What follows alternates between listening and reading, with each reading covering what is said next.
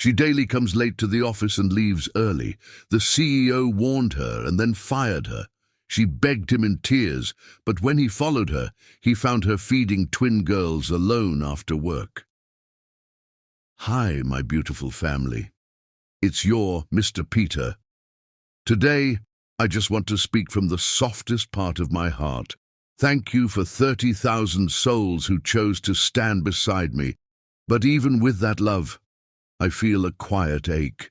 Views are dropping, watch time is falling, and I wonder, have I lost your heart or do you simply miss hearing mine? Please don't think I'm giving up, because I'm not. I'll return in 3 to 5 days to narrate again with my voice and my soul. I just need a moment to breathe, to feel you close again. And before I go, let me give you this, the only thing that never fails.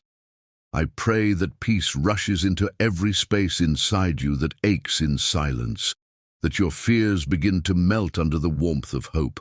That love, real love, returns to you in gentle ways, through people, memories and moments that remind you you're not forgotten. May your strength rise again like morning light, and may your heart rest knowing this. You are loved more than you know, and you are never walking alone. If you want me to come back, if you still believe in my voice, please like this video and comment. We want our Mr. Peter back. I promise you, I'm coming. And when I do, I'll come back with all my heart, with endless love. Always your Mr. Peter. Some people believe that success is measured by the height of your office and the coldness of your heart. But Jay McCrary had never questioned this philosophy until he met the woman who whispered to flowers. The morning sun cast long shadows through the floor-to-ceiling windows of McCrary Industries' 42nd floor, where Jay McCrary stood like a king surveying his kingdom. At 28, he had built an empire that lesser men could only dream of, transforming a small family business into a multi-million-dollar corporation that dominated the city's skyline. His reflection in the glass showed a man carved from granite, and ambition, sharp jawline, piercing gray eyes, and an expensive suit that fit him like armor. But kingdoms required absolute order. Every employee, every process, every detail had to function with clockwork precision. There was no room for sentimentality, no tolerance for excuses, and certainly no patience for those who couldn't maintain his exacting standards. Which brought his attention to the woman currently kneeling beside the office plants. Jody Allen moved through the corporate landscape like a gentle breeze in a hurricane, her presence so soft it seemed almost accidental. While other employees rushed past the decorative plants with businesslike indifference, she paused at each one, her fingers trailing over leaves with maternal tenderness. Jay watched from his glass office as she bent down to the struggling ficus, her lips moving in what appeared to be a whispered conversation. Talking to plants, he muttered to himself, shaking his head, as if this company hasn't seen enough unprofessional behavior. His assistant, Margaret, appeared at his elbow with the punctuality of a Swiss watch. Mr. McCrary, the Henderson report is ready for your review, and the board meeting has been moved to 2 o'clock. Thank you, Margaret. And what's the situation with Allen? Margaret's expression tightened almost imperceptibly. 23 minutes late this morning, sir. That makes it the 5th time in 2 weeks. Jay's jaw clenched. In his world, time was more valuable than gold, and every minute lost to tardiness was a minute stolen from productivity.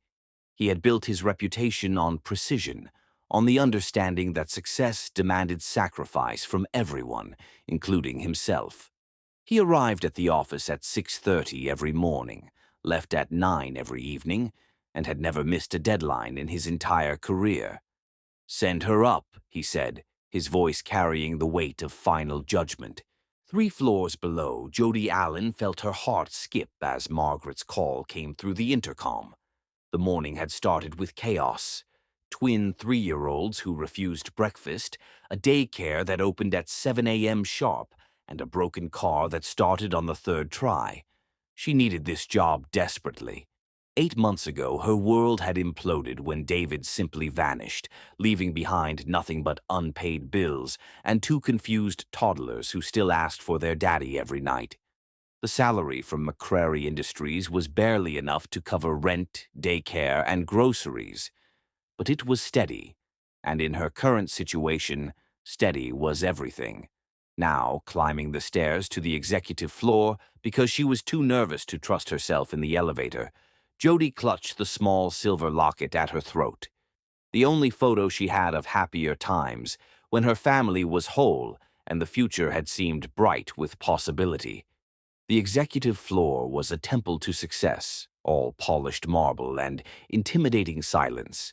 Jody's worn flats made soft, squeaking sounds against the pristine floor as she approached Jay McCrary's office, her hands trembling slightly as she smoothed her skirt, the same skirt that bore a small grass stain from this morning's adventure in the building's courtyard, where she'd tried to collect a few dandelions for the twins' nature collection. Through the glass walls, she could see him, Jay McCrary, the man whose name graced the building, whose reputation for ruthless efficiency was legendary throughout the company. He sat behind his desk like a judge preparing to deliver a verdict, his expensive suit immaculate, his expression unreadable. "Come in," his voice carried through the intercom, and Jody's heart hammered against her ribs. The office was a study in masculine power, dark wood, leather chairs, and awards that gleamed like trophies from a successful hunt. Jay didn't look up immediately, his attention focused on the papers spread across his desk with the intensity of a general studying battle plans. "Miss Allen," he finally said, his voice carrying the chill of winter morning, "please, sit down." Jody perched on the edge of the leather chair, her hands folded in her lap to hide their shaking. Up close, Jay McCrary was even more intimidating. His presence filled the room like a storm cloud, all sharp angles and barely contained power. But there was something else, something she couldn't quite name, that flickered behind his steel gray eyes. "I'm sure you know why you're here," he continued, finally looking up to meet her gaze. "Your punctuality, or rather, your consistent lack thereof, has become a significant problem. Mr. McCrary, I can explain—" "Can you?" He leaned back in his chair, his expression unchanged. "Can you explain why, in the past 2 weeks alone, you've been late 5 times? Can you explain why your personal difficulties consistently interfere with your professional obligations?" Jody felt heat rise in her cheeks. "I'm doing my best, sir. I know I've been struggling with the schedule, but nothing." Jay's voice cut through her explanation like a blade. "This is a business, Ms. Allen, not a charity organization. We have deadlines, commitments, and expectations. When you're late, it affects everyone around you." What he didn't say, what he couldn't say, was that her tardiness bothered him for reasons he couldn't quite articulate. There was something about Jody Allen that unsettled his carefully ordered world. The way she moved through the office with such gentleness, the way she treated the plants like living things deserving of care, the way she smiled at the security guard every morning, despite her obvious stress. It all felt like a crack in the armor of his perfectly controlled environment. "I understand, Mr. McCrary," Jody said softly, her voice barely above a whisper. "I know I've been disappointing you. It's just that my daughters—" "Your personal life is not my concern," Jay interrupted, but even as he said it, something twisted uncomfortably in his chest. "What concerns me is performance, reliability, and professionalism, qualities that you've consistently failed to demonstrate." Jody's hand moved instinctively to the locket at her throat, her fingers tracing the worn silver surface. Inside was a photo of better times, herself, David, and the twins when they were barely walking, all of them laughing at some long-forgotten joke. Before the abandonment, before the sleepless nights and the constant worry about money, before she'd learned that love wasn't always enough to keep a family together. "I'm trying, Mr. McCrary," she said, her voice breaking slightly. "I know I'm not perfect, but I'm trying so hard." For a moment, something flickered across Jay's face, a shadow of uncertainty, perhaps even sympathy. But it was gone so quickly that Jody wondered if she'd imagined it. "Trying isn't enough," he said finally, his voice returning to its previous coldness. "This is your final warning, Ms. Allen. One more instance of tardiness, and your employment with McCrary Industries will be terminated. Do I make myself clear?" Jody nodded, not trusting her voice to remain steady. She stood on shaking legs, smoothing her skirt once more, and turned toward the door. "Ms. Allen," Jay's voice stopped her at the threshold. She turned back, hope flickering in her eyes. "Don't let me down." As she left his office, Jay remained seated at his desk, staring at the space where she'd been. Something about her desperation, her quiet dignity despite his harsh words, had stirred something in his chest that he'd thought long buried. He shook his head, dismissing the feeling as momentary weakness. But as he watched her walk away through the glass walls, her shoulders squared despite her obvious distress, he couldn't shake the image of her kneeling beside the office plants, whispering to them like trusted confidants who understood her secrets. What he didn't know was that tomorrow would bring a storm that would change everything, and that the woman who whispered to flowers would soon teach him the difference between success and happiness, between control and compassion, between the man he was and the man he was meant to become. Chapter 2. When Thunder Meets Lightning. The storm arrived without warning, like heartbreak on a Tuesday morning, bringing the kind of reckoning that changes everything in a single heartbeat. Dark clouds had gathered over the city since dawn, casting shadows through McCrary Industries' windows and filling the air with electric tension. Jay McCrary stood in his office, watching the sky darken, his mood matching the ominous weather.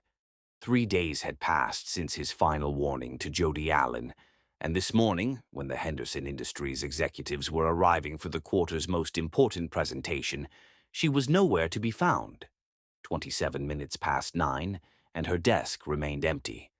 "Margaret," Jay's voice carried the sharp edge of barely controlled fury as he pressed the intercom button.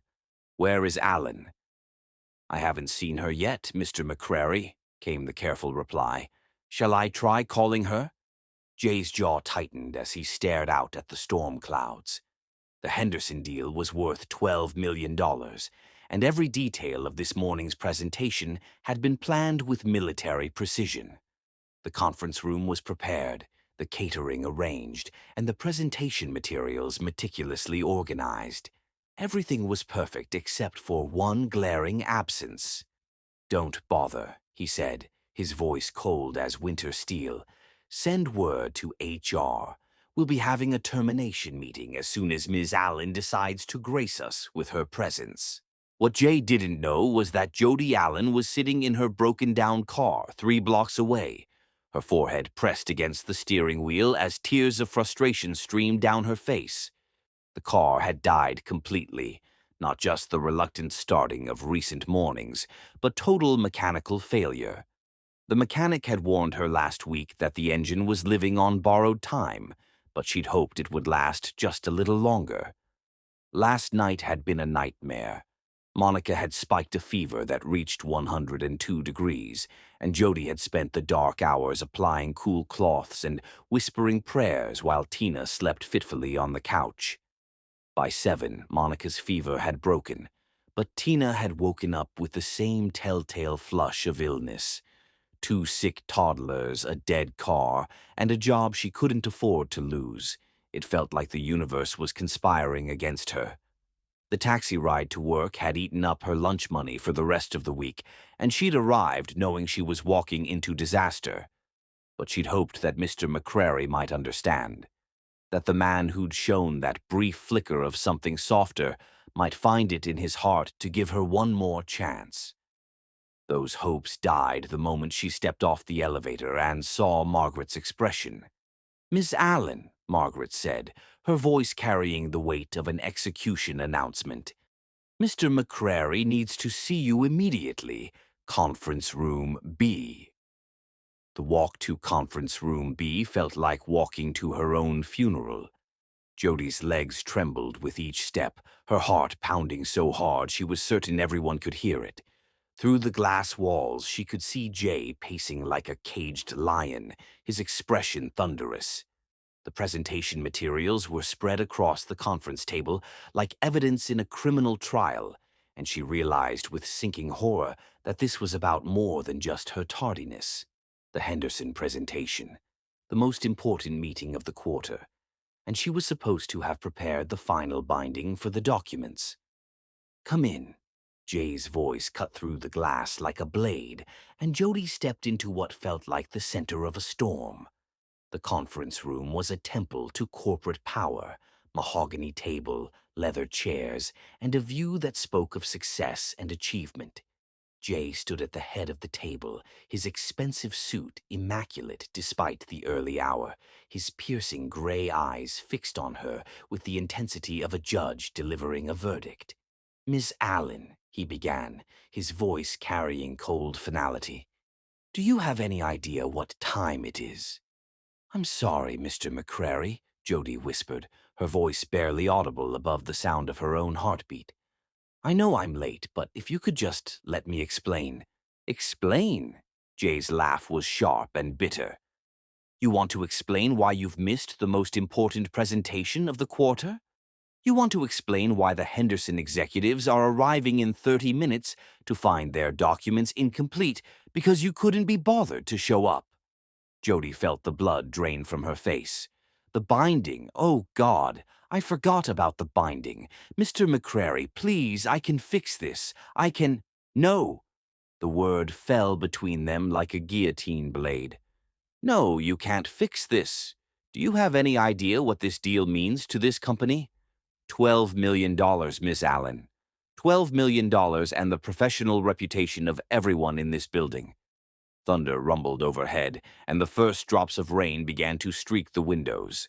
Jay moved to stand directly in front of her, his presence overwhelming in the confined space of the conference room. "I gave you every opportunity," he continued, his voice growing colder with each word.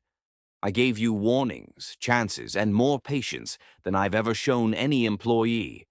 And this is how you repay that consideration? By sabotaging the most important presentation of the year?" "I didn't sabotage anything," Jody said, her voice breaking. "My daughters were sick, and my car broke down, and Your daughters?" Jay's voice carried a mixture of contempt and disbelief. "Always your daughters. Always some excuse about your personal life interfering with your professional obligations. Let me make something perfectly clear, Ms. Allen. This is a business, not a daycare center." The words hit Jody like physical blows. She thought of Tina and Monica, still feverish and confused, asking for their mama as she'd left them with the neighbor. She thought of the bills piling up on her kitchen counter, the empty refrigerator, the notice from the landlord that was already 3 days overdue. "Please," she whispered, her voice barely audible. "Please don't do this. I need this job. I know I've made mistakes, but I'm trying so hard. I just need one more chance." "One more chance?" Jay's laugh was harsh and bitter. "I've given you nothing but chances. What you need is a reality check about responsibility and priorities." Lightning flashed outside, illuminating the conference room in stark, dramatic relief.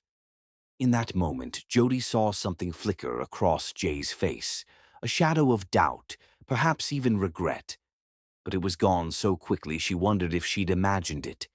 "Your employment with McCrary Industries is terminated, effective immediately," Jay said, his voice carrying the finality of a death sentence.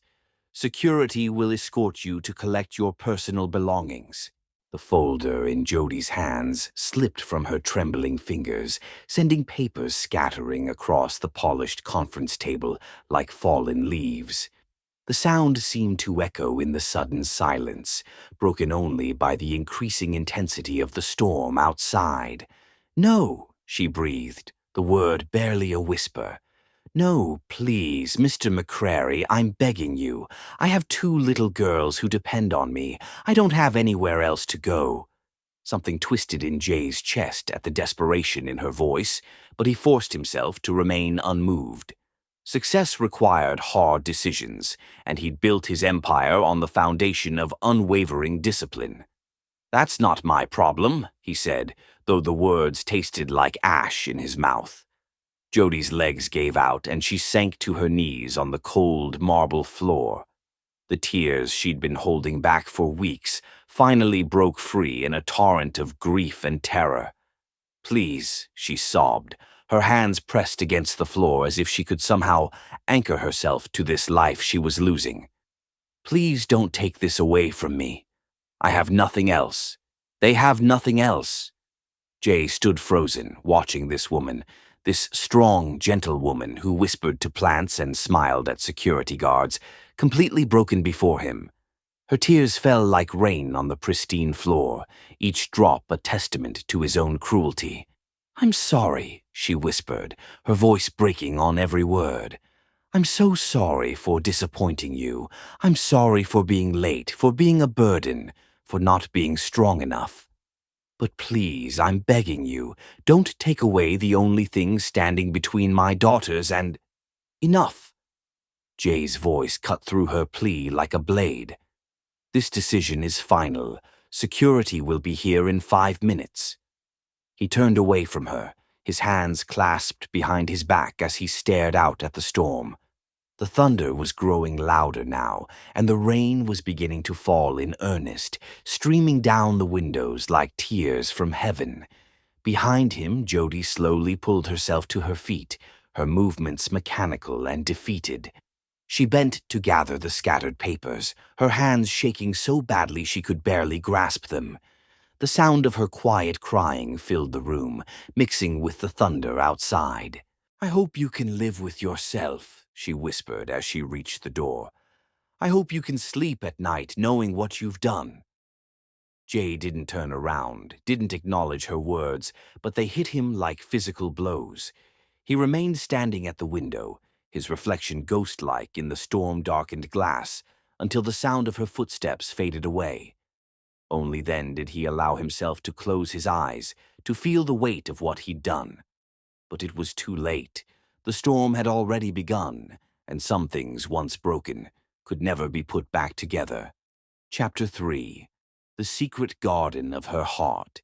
Guilt has a way of following you home, slipping into the spaces between your ribs and settling there like a persistent ache that no amount of success can soothe. The Henderson presentation had been salvaged by Margaret's efficiency and Jay's damage control. The executives had noticed the missing materials and rushed explanations, but they'd still signed the contract. $12 million was too much to walk away from. However, Jay had seen doubt in their eyes, whispered conversations about whether McCrary Industries was losing its edge. Now, as evening painted the city in shades of amber and shadow, Jay sat in his penthouse office, surrounded by the trophies of his success. Awards lined the walls, certificates hung in perfect rows, and through the floor-to-ceiling windows, the city sprawled beneath him like a conquered kingdom. But none of it could quiet the memory of Jody Allen on her knees, begging for mercy he'd refused to give. Damn it, he muttered, pushing away from his desk with enough force to send his expensive leather chair spinning. The sound of her voice echoed in his mind like a ghost that refused to be exorcised. I have two little girls who depend on me. I don't have anywhere else to go. He'd built his empire on the foundation of unwavering discipline, on the understanding that success required sacrifice from everyone, including himself. Emotions were weaknesses to be controlled, sentiment a luxury he couldn't afford. Every decision had to be made with cold, calculating logic, and Jody Allen had been a liability he couldn't continue to carry. So why did he feel like he'd just committed murder? The storm had passed, leaving the city washed clean and gleaming under the evening lights. Jay found himself standing at the window, his reflection a ghostly figure against the darkening sky. Somewhere out there, Jody was probably trying to figure out how to explain to her daughters why Mommy had lost her job, why the bills wouldn't get paid, why their world had just crumbled around them. Two little girls who depend on me. The words wouldn't leave him alone. He'd never thought about her personal life beyond how it affected her work performance. In his world, employees were resources to be managed, problems to be solved, efficiency ratings to be optimized. The idea that they had lives outside the office, families that depended on them, dreams that extended beyond quarterly reports. It was an abstraction he'd never allowed himself to consider. But now, alone in his palace of glass and steel, Jay couldn't stop thinking about the desperation in Jody's voice, the way she'd clutched that silver locket at her throat like a lifeline, the quiet dignity with which she'd tried to explain the unexplainable. Without really making a conscious decision, Jay found himself in the elevator, then in his car, then driving through the city streets as if pulled by some invisible force. He told himself he was just going for a drive, that he needed to clear his head after the stress of the day. Jay's hands seemed to have a mind of their own, turning the steering wheel toward the address he'd memorized from her employment file. The neighborhood was a world away from his penthouse luxury, modest apartments with small balconies, children's bicycles chained to railings, and community gardens that spoke of people making the best of what they had. Jay parked his expensive car at the end of the street, suddenly self-conscious about how it gleamed like a beacon of wealth in this humble setting. He walked slowly, his footsteps echoing against the quiet residential streets. The address led him to a small apartment complex, 3 stories of worn brick and painted window frames that had seen better days but still maintained an air of dignity. The building was old but clean, with flower boxes under some of the windows and a small garden area behind a chain-link fence. And there, in that garden, Jay found her. Jody was kneeling between rows of tomato plants, her work clothes replaced by faded jeans and a soft sweater the color of autumn leaves. But she wasn't alone. 2 identical little girls, maybe 3 years old, sat beside her in the dirt, their small hands carefully patting soil around tiny seedlings under their mother's gentle guidance. Jay's breath caught in his throat. The twins were beautiful, curly brown hair that caught the last rays of sunlight, bright eyes that sparkled with curiosity, and the kind of innocent joy that seemed to radiate from their very being. "Gentle hands, Tina," Jody was saying, her voice carrying the patient love of a mother who'd repeated the same instruction 1,000 times. "The little plants need us to be careful with them." "Like this, Mama?" the little girl asked, her tongue poking out in concentration as she tried to copy her mother's movements. "Perfect, sweetheart. And Monica, see how we give them just a little water. Not too much, or they'll get sick." Jay watched, transfixed, as Jody demonstrated the proper way to water the seedlings. Her movements were sure and confident here, in stark contrast to the nervous woman who'd trembled in his office. This was her element, her sanctuary, where she could be the expert teaching her children about life and growth, and the patience required to nurture something beautiful. "Mama, sing the growing song," Monica requested, clapping her dirt-covered hands together. Jody's laugh was like music, warm and genuine and completely different from the strained politeness she'd shown at the office. "The growing song? But we just sang it yesterday." "Please, Mama, the plants like it," Tina added, her eyes bright with conviction. "Oh, well, if the plants like it," Jody said, her voice filled with the kind of love that made Jay's chest ache with an unfamiliar longing. "But only if you help me." She began to sing in a voice that was surprisingly lovely, soft and melodic like a lullaby made for garden afternoons. The words were simple, something about sunshine and rain and the magic of growing things. But there was something achingly beautiful about watching her sing to her daughters while her hands worked the soil.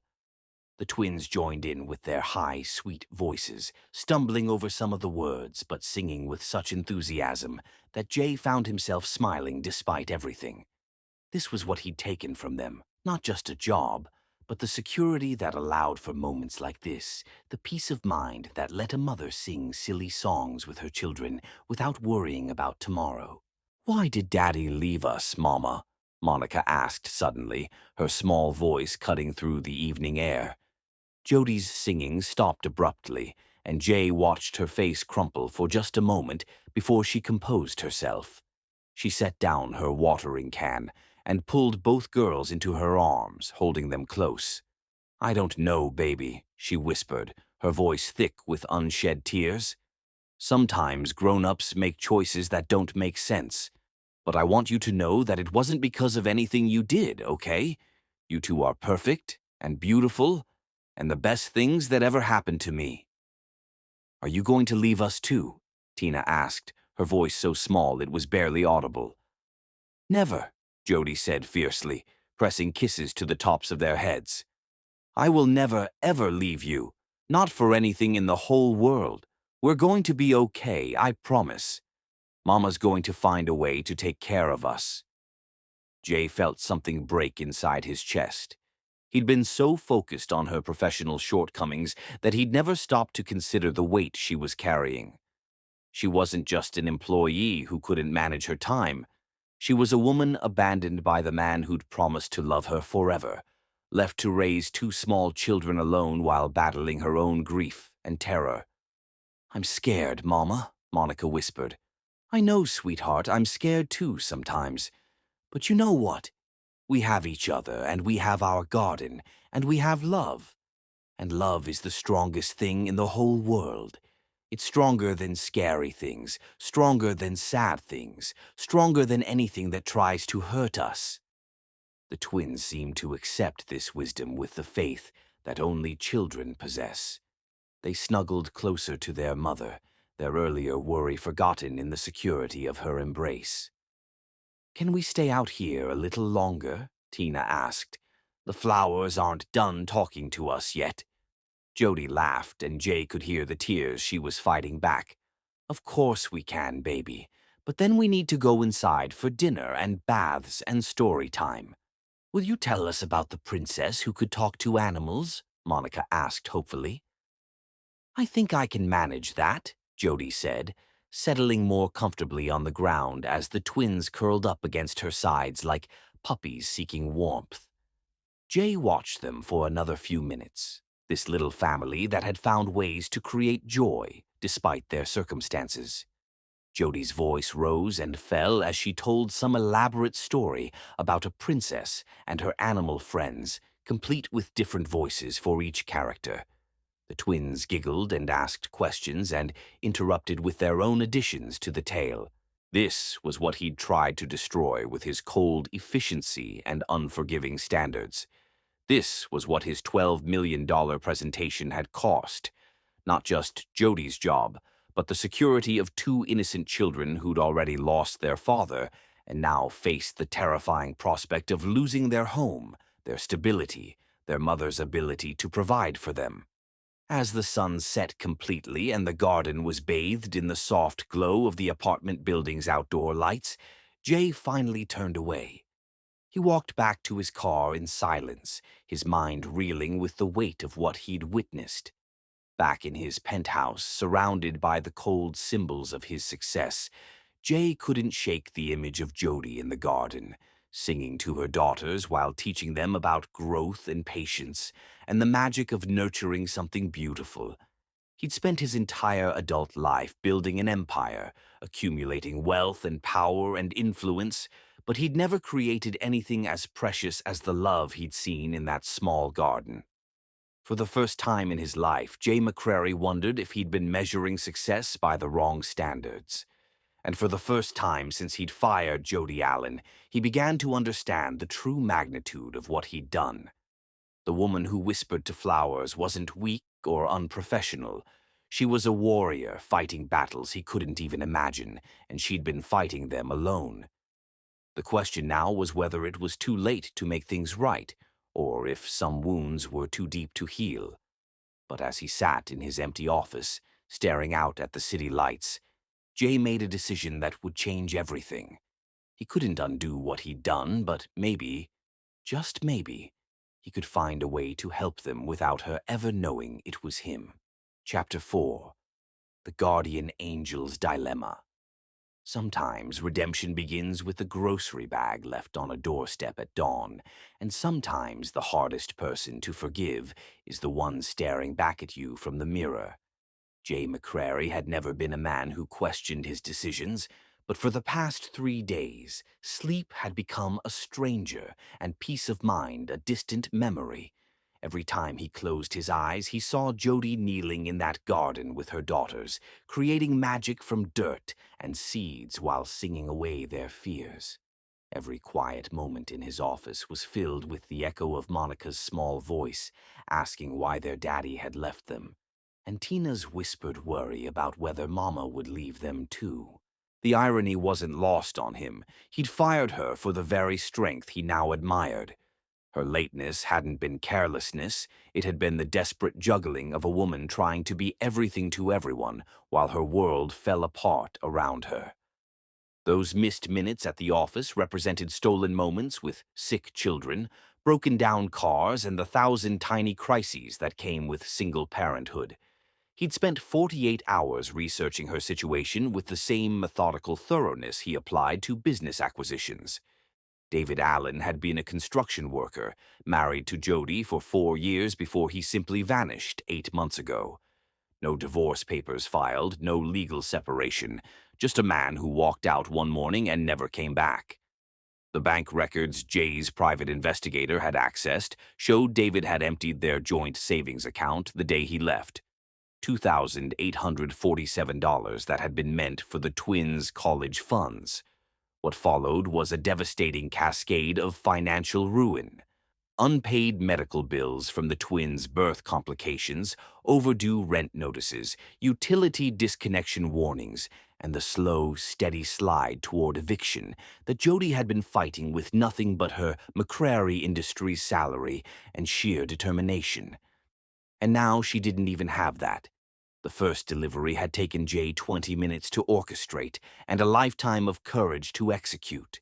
He'd filled a cart with everything a family with small children might need: fresh produce, organic milk, whole grain bread, and enough non-perishables to last weeks. He'd added children's vitamins and all the small necessities that stretched tight budgets beyond their limits. The delivery service was simple, a courier company specializing in anonymous gifts. The card was deliberately vague. For the little gardeners and their beautiful mama, someone believes in your strength.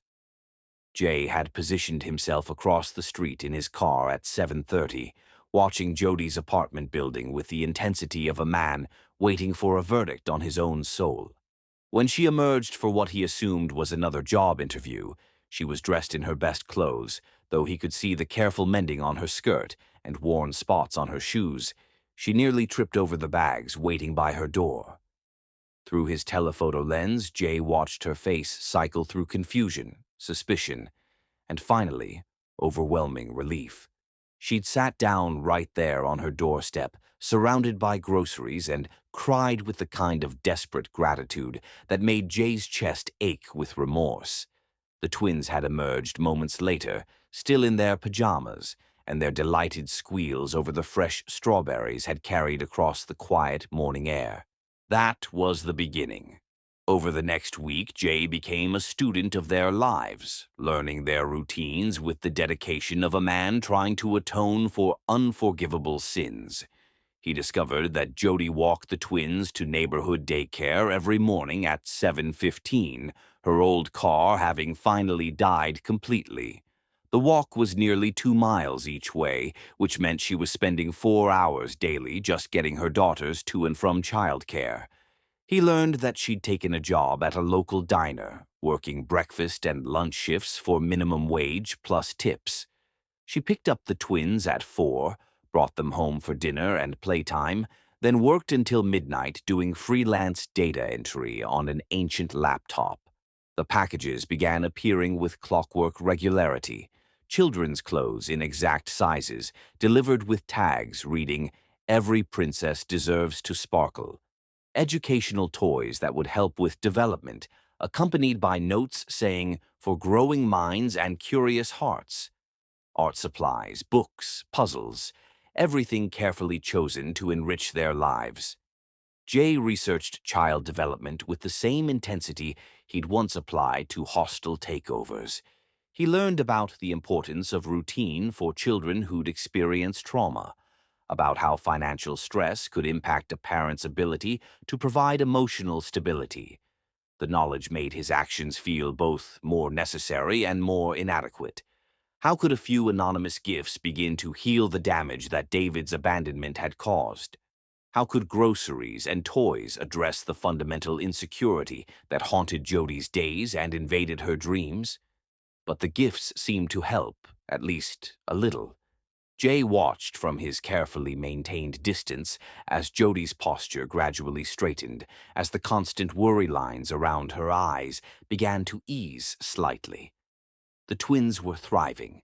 He could see them growing stronger and more confident during their daily walks to daycare, their laughter ringing out more frequently as they played in the small garden behind their building.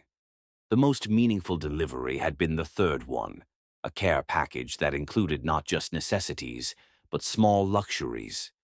Good coffee for Jody, whose exhaustion was written in every line of her face. Bath bombs that would help her relax during the few precious minutes she had to herself.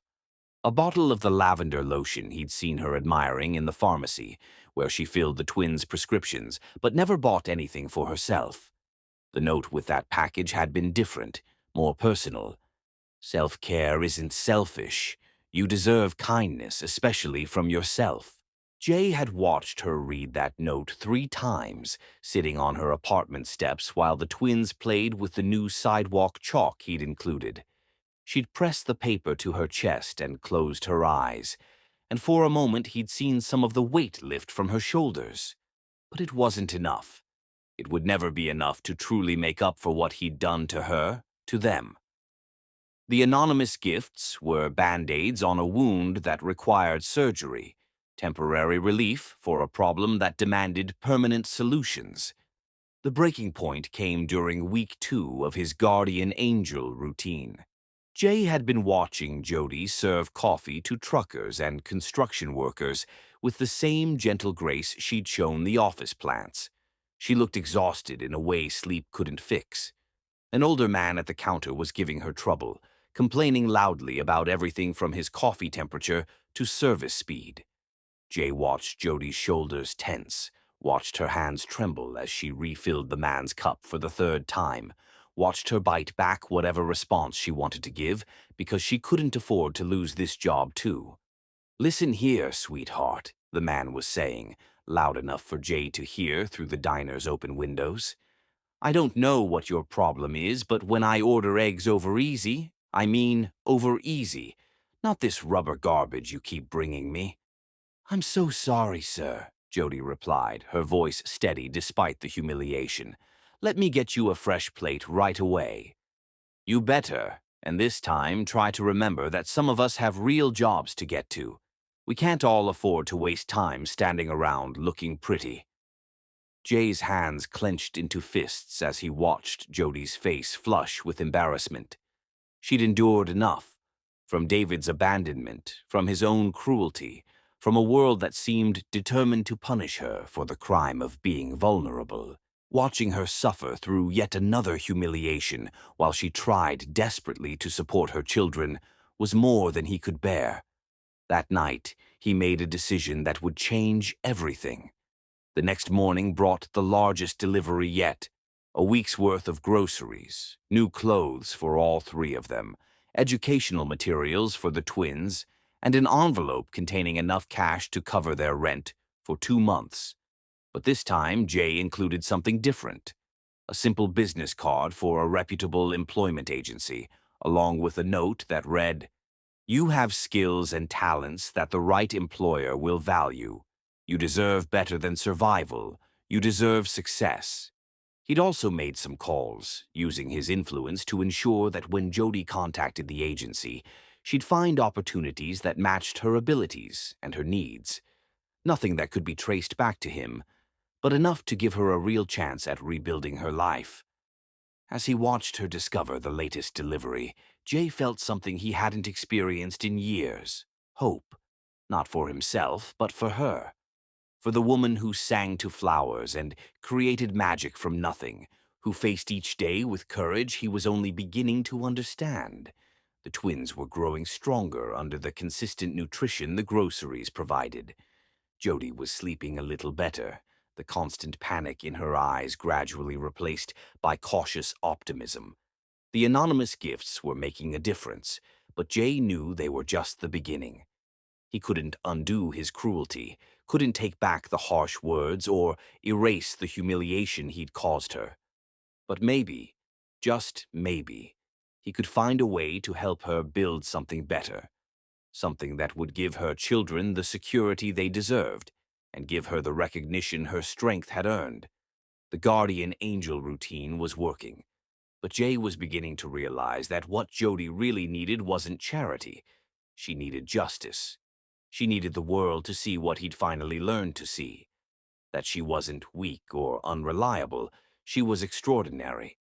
And perhaps if he was very careful and very lucky, he might find a way to give her that recognition without destroying the fragile progress they'd all made. The woman who whispered to flowers deserved to have the whole world listen. Jay was determined to make sure they did. Chapter 5. Coffee, Cookies, and Innocent Hearts. Courage, Jay McCrary discovered, could be found in the most unlikely places, like a bouquet of sunflowers purchased from a street vendor and the terrifying prospect of knocking on a door you had no right to approach. 3 weeks had passed since he'd become Jody's anonymous benefactor. 3 weeks of watching from afar as his carefully orchestrated gifts helped ease the worst of her financial distress.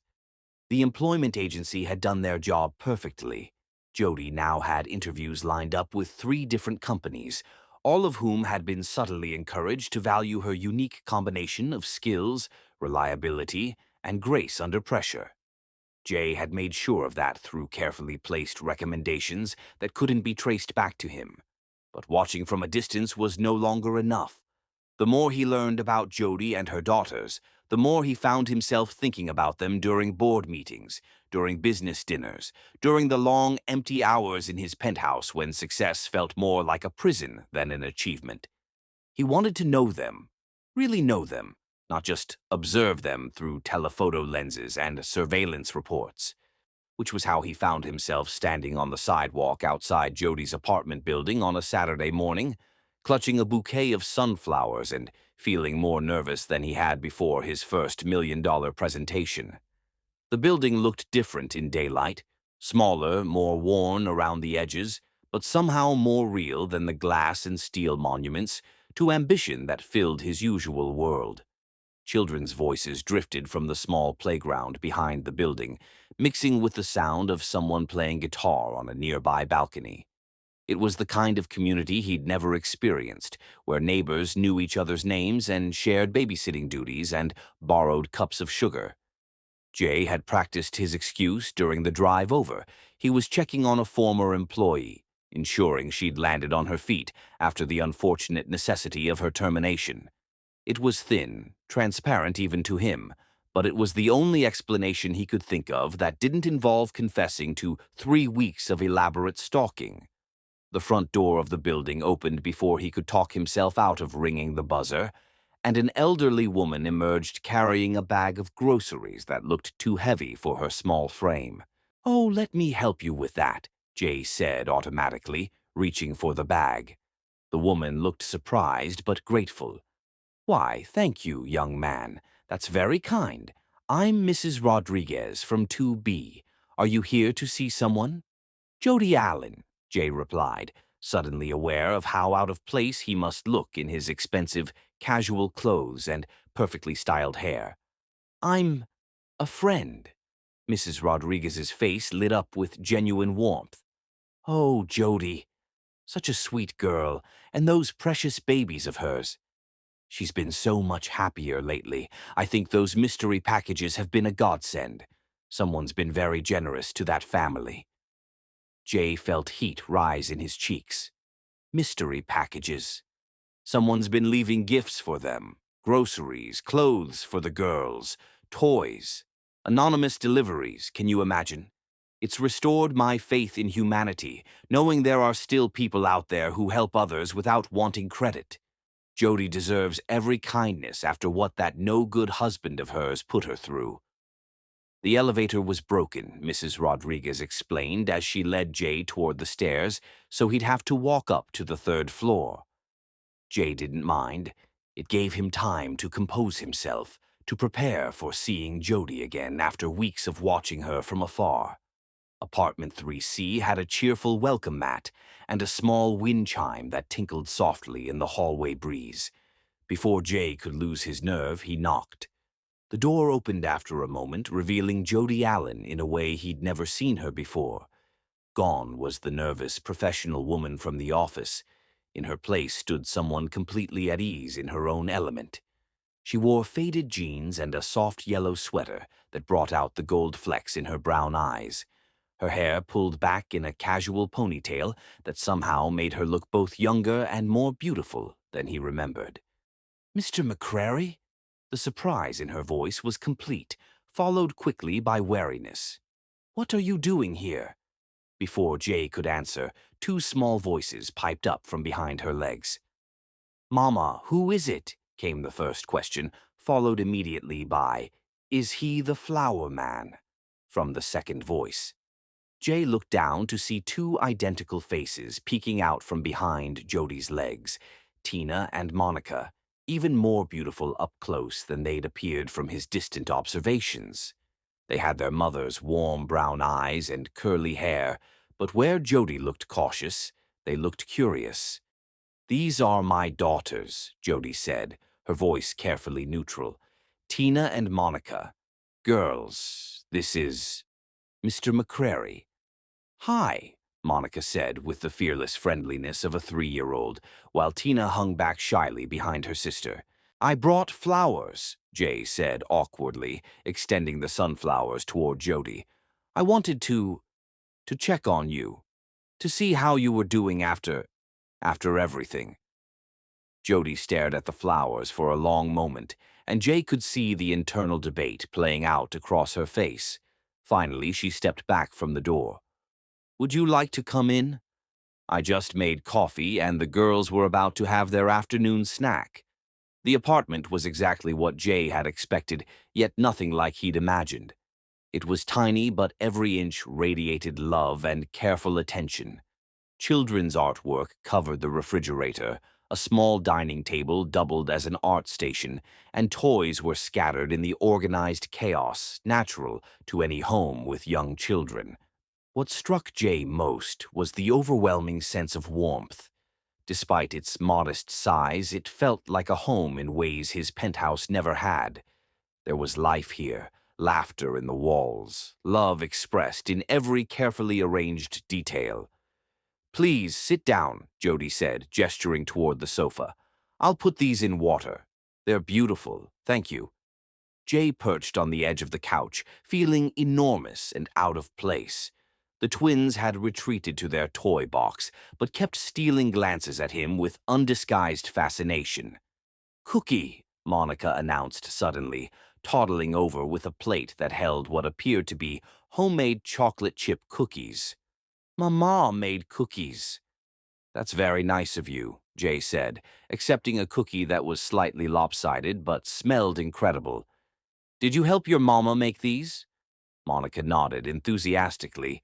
"I stirred. Tina put in the chocolate chips." "They look delicious," Jay said, taking a bite. The cookie was perfect, warm and chewy with just the right balance of sweetness. "Wow, this is amazing."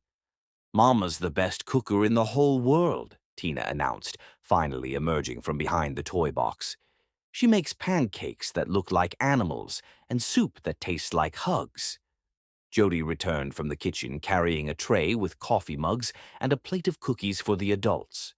Jay noticed that her hands were trembling slightly, and he realized how difficult this must be for her, having the man who'd fired her sitting in her living room, sharing coffee and cookies as if they were old friends. "Thank you," he said as she handed him a mug. The coffee was rich and perfectly brewed, served in a chipped ceramic mug that bore the words "World's Greatest Mom" in fading letters. "You said you wanted to check on us," Jody said, settling into the chair across from him. "May I ask why?" Jay took a sip of coffee, buying himself time to formulate an answer that wasn't a complete lie. "I've been thinking about the way I handled your termination.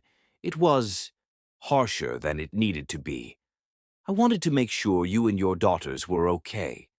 "We're fine," Jody said quickly, though Jay could hear the defensive edge in her voice. "I've been managing. The girls are healthy and happy, and I have some promising job interviews lined up." "I'm glad to hear that," Jay said, and meant it. "You deserve to find an employer who values what you bring to the table." Monica had been watching this exchange with the unself-conscious attention of a child, and now she climbed onto the couch beside Jay with the confidence of someone who'd never met a stranger. "Up," she demanded, raising her arms toward him. "Monica, no," Jody said quickly.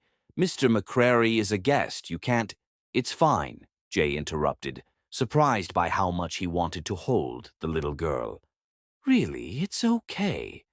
Monica settled onto his lap with the easy trust of childhood, and Jay felt something shift in his chest.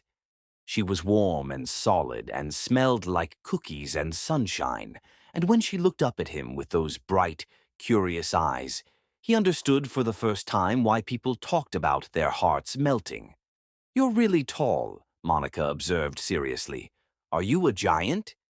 "I'm just a regular person," Jay said, charmed despite himself. "But you're right, I am pretty tall." "Tina's scared of tall people," Monica confided in a stage whisper. "But I told her you have nice eyes, so it's okay." Jay looked over at Tina, who was still hovering near the toy box, but watching him with growing interest. "What do you think, Tina? Are my eyes nice enough to make up for being tall?" Tina giggled and nodded shyly. "They're like the sky when it's not raining." The innocence of the comment hit Jay like a physical blow. When was the last time someone had seen anything good in him without considering his wealth or power or influence? When was the last time he'd been judged purely on the kindness in his eyes rather than the coldness of his business decisions? "That's a beautiful thing to say," he told her softly. "Thank you." For the next hour, Jay found himself drawn into the warm chaos of their afternoon routine. The twins showed him their artwork, their favorite books, their collection of smooth stones from the building's garden. Monica insisted on demonstrating her somersault technique, while Tina shyly shared a story about a princess who could talk to butterflies. Jody watched it all with growing amazement. This man, this powerful, intimidating CEO who'd fired her with such cold efficiency, was sitting on her second-hand sofa, listening to her daughter's chatter with genuine interest and patience. "You're different," she said, during a moment when the twins were distracted with their toys. "Than I expected, I mean. At the office, you seemed so cold, ruthless, completely lacking in human empathy," Jay suggested with a rueful smile. "I was going to say focused," Jody replied diplomatically, though they both knew his description was more accurate. "I am focused," Jay said quietly, watching Monica carefully arrange her toy horses in a line. "Maybe too focused. I've spent so many years building my business that I forgot there were other things worth building." Their eyes met across the small space, and for a moment something passed between them. Understanding, perhaps, or the beginning of it. Jay saw the woman who created magic from nothing, who sang away her children's fears and turned a tiny apartment into a palace of love. And Jody saw something in his expression that she hadn't expected: vulnerability, regret, and a loneliness that money couldn't cure. "Would you like to stay for dinner?" she heard herself asking. It's nothing fancy, just spaghetti and garlic bread. But there's plenty. Jay's smile was soft and genuine, transforming his entire face. I'd like that very much. As the afternoon melted into evening, as the twins gradually accepted him into their small circle of trust, Jay began to understand what he'd been missing in his relentless pursuit of success. It wasn't just about building an empire or accumulating wealth. It was about building connections, creating something that mattered beyond quarterly reports and profit margins. And maybe, just maybe, it wasn't too late to learn how to build something beautiful. Chapter 6. Sundays, Swings, and Stolen Glances. Magic, Jay McCrary learned, could be found in the most ordinary moments, like pushing twin toddlers on park swings while their mother watched, with eyes that held more warmth than he'd ever seen directed at him before. The dinner invitation had been the beginning of something neither of them had expected. What started as a single evening of spaghetti and shy conversations had somehow evolved into a tradition that now defined Jay's week more than any business meeting or corporate milestone. Every Sunday, without fail, he found himself standing outside Jody's apartment building with fresh pastries from the French bakery across town and a heart that beat faster with anticipation than it ever had for merger announcements. This particular Sunday morning arrived painted in shades of gold and amber, autumn settling over the city like a gentle blanket. Jay stood in the familiar spot by Jody's door, balancing a box of croissants and Danish pastries with coffee that he'd learned to prepare exactly the way she liked it, light cream, no sugar, with just a hint of cinnamon. JJ. Monica's voice rang out the moment Jody opened the door, followed immediately by the sound of small feet running across hardwood floors. The nickname had appeared during his third visit, born from Monica's enthusiastic but imperfect pronunciation of his name. Jay had expected to correct it, but something about the pure joy in her voice when she called for JJ made the formal distance of Mr. McCrary seem cold and unnecessary. "Good morning, sunshine," Jay said as Monica launched herself into his arms with the fearless trust that still amazed him. "Did you sleep well?" "I dreamed about flying horses," Monica announced seriously, "and they were purple with sparkly wings, and they let me ride one to the cloud castle where the Cookie Princess lives." "That sounds like an excellent dream," Jay replied, settling her on his hip as Tina appeared in the doorway, still rubbing sleep from her eyes but smiling at the sight of him. "Morning, JJ," Tina said softly, reaching up for her own hug. "Mama said you might take us to the park today." "If that's what you'd like to do," Jay said, looking over their heads to where Jody stood in the doorway, her hair still tousled from sleep, and her face soft with the kind of morning peace he'd rarely seen on anyone. She wore a simple sundress the color of autumn leaves, nothing expensive or particularly fashionable, but it made her look like she'd stepped out of a painting. The past month of regular meals and reduced financial stress had brought color back to her cheeks and erased some of the worry lines that had become permanent fixtures around her eyes. "The park sounds perfect," she said, her smile genuine and warm. "But first, coffee and breakfast. The girls have been asking all week when JJ was coming back." The morning routine had become as natural as breathing. Jay helped set the table while Jody prepared plates for the pastries, the twins chattering about everything and nothing as they climbed into their booster seats.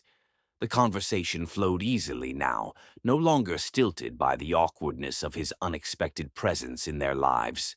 "How did your interview go on Friday?" Jay asked as he poured coffee into Jody's favorite mug, the chipped one with "World's Greatest Mom" that she refused to replace, despite his subtle offers to buy her a new set. "Really well, actually," Jody replied, and Jay didn't miss the note of surprise in her voice. "They offered me the position. Marketing coordinator for a nonprofit that helps single mothers find stable employment. The irony isn't lost on me." Jay felt a surge of pride that he carefully kept from his expression. The nonprofit was one of 3 organizations he'd quietly donated to after learning about Jody's interview, ensuring they'd have the budget to offer competitive salaries to their new hires. "That's wonderful," he said, meaning every word. "You'll be helping people who understand exactly what you've been through." "The salary is good too," Jody continued, her voice carrying a note of disbelief. "Better than what I was making at McCrary Industries, actually. I keep waiting for someone to tell me it's a mistake." It wasn't a mistake. Jay had made sure of that, but he couldn't tell her without revealing the extent of his involvement in her life. Instead, he reached across the small table and covered her hand with his. "You deserve this, Jody. You deserve recognition for your strength and your skills. Any employer would be lucky to have you." The contact sent electricity shooting up both their arms, and for a moment the air between them seemed to shimmer with possibility. Jody's eyes widened slightly, her cheeks flushing pink, and Jay realized that somewhere between the pastry mornings and the bedtime stories, his feelings had shifted from guilt to something infinitely more complex and dangerous. "Can we go to the park now?" Monica interrupted, oblivious to the charged moment between the adults. "I want to show JJ how high I can swing." The neighborhood park was a 15-minute walk through tree-lined streets where children played hopscotch and elderly couples tended gardens. Jay carried both twins on his shoulders, their giggles drawing smiles from neighbors who'd grown accustomed to seeing the businessman who'd become part of the Allen family's weekend routine. "Higher, JJ, higher," Monica called from the swing as Jay gave her gentle pushes. "Be careful, sweetheart," Jody called from the bench where she sat with Tina. "I'm always careful with precious cargo," Jay replied, catching Jody's eye and holding her gaze long enough to see her breath catch. The morning passed in a blur of playground adventures. Jay found himself crawling through tunnel slides, helping steady small hands on monkey bars, and lifting both twins onto his shoulders for games of airplane that left them all breathless with laughter. But it was the quiet moments that affected him most, sitting beside Jody on the bench while the twins explored the sandbox, their shoulders touching just enough to send warmth spreading through his chest. Watching her braid dandelion flowers into Monica's hair while humming a tune he'd never heard, but somehow felt belonged in his soul. "You're good with them," Jody said during one of these stolen moments, her voice barely audible above the sound of children playing. "They adore you." "The feeling is mutual," Jay replied, watching Monica attempt to teach Tina how to perform a cartwheel. "I never realized how much I was missing until I met them. Until I met you." The honesty of the statement surprised them both. Jody turned to study his profile, noting the way the afternoon sun brought out gold flecks in his gray eyes, the relaxed set of his shoulders that she never saw during their early encounters at the office. "What happened to you?" she asked quietly. "To make you so determined to keep everyone at a distance?" Jay was quiet for so long that Jody wondered if she'd overstepped some invisible boundary. When he finally spoke, his voice carried the weight of old wounds. "My father," he said simply.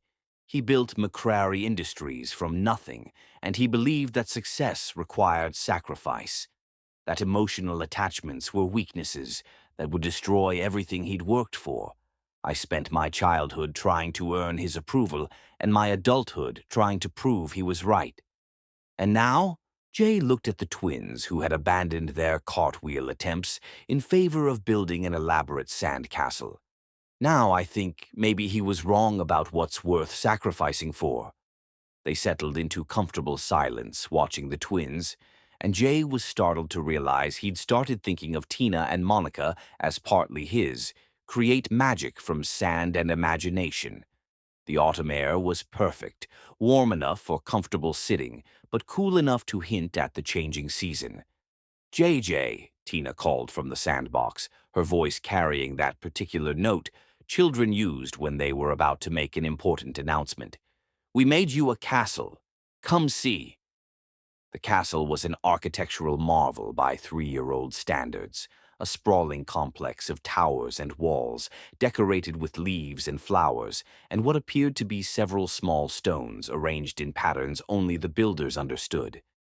"This is incredible," Jay said, crouching down to examine their work with the seriousness it deserved. "Is this where the Cookie Princess lives?" "No, silly," Monica giggled. "This is where you live. The Cookie Princess lives in the Cloud Castle, remember? This is JJ's castle." "My castle?" Jay looked between the twins and their creation, something warm and unfamiliar blooming in his chest. "You built this for me?" "Uh-huh," Tina nodded solemnly.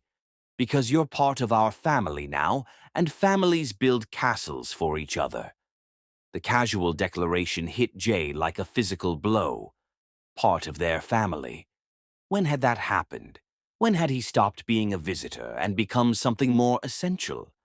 And why did the idea of belonging to this small, perfect unit feel more valuable than everything he'd ever achieved in his professional life? "That's the most beautiful castle anyone's ever built for me," he said, his voice slightly rough with emotion. "Thank you." The afternoon stretched into golden hour, that magical time when everything seemed touched by fairy dust and possibility. They moved from the playground to the small pond where ducks paddled in lazy circles, Jay buying bags of breadcrumbs from a vendor so the twins could feed them properly. "Don't throw it all at once," Jody instructed Monica, who was vibrating with excitement at the prospect of duck interaction. "Just a little bit at a time so they don't get too full."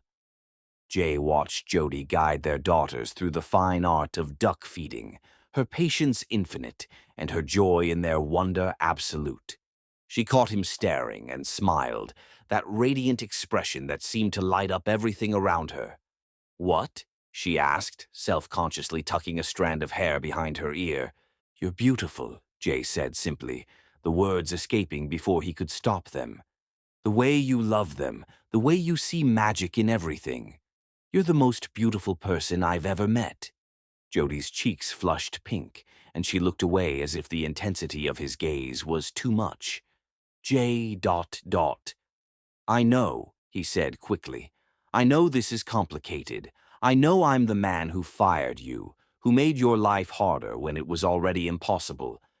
But Jody, Look," Tina's excited voice interrupted whatever confession Jay had been about to make. "The ducks are dancing." Sure enough, 2 mallards were performing what appeared to be an elaborate courtship ritual, circling each other with graceful neck movements and soft quacking sounds. The twins were enchanted, clapping their hands and giggling at the display. "They're in love," Monica announced with the certainty of someone who understood the most important things about the world. "Like in Mama's stories about the princess and the prince." Jay met Jody's eyes over the twins' heads, and in that moment, surrounded by dancing ducks and laughing children, he saw his future reflected in her warm brown gaze. It was a future that looked nothing like the cold success he'd always pursued, but it was more beautiful than anything he'd ever imagined. As they walked home in the gathering dusk, the twins tired and happy between them, Jay realized that somewhere in the space between pastry mornings and playground adventures, he'd fallen completely, irrevocably in love. Not just with Jody, but with all of them, with the life they'd built together, with the family they were becoming. The question now was whether he had the courage to risk everything he'd built for the chance at something infinitely more valuable. But as Monica slipped her small hand into his and Tina leaned against his side, Jay began to think that maybe some risks were worth taking. Maybe love was the only success that truly mattered. Chapter 7. Dancing in the Rain. Sometimes the most perfect moments arrive disguised as disasters, and sometimes the storm that soaks you to the bone is exactly what you need to wash away everything that doesn't matter.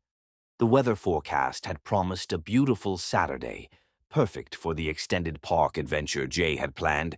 He'd prepared an elaborate picnic, gourmet sandwiches, fresh fruit, homemade cookies he'd attempted to bake himself, and sparkling cider in a proper wicker basket.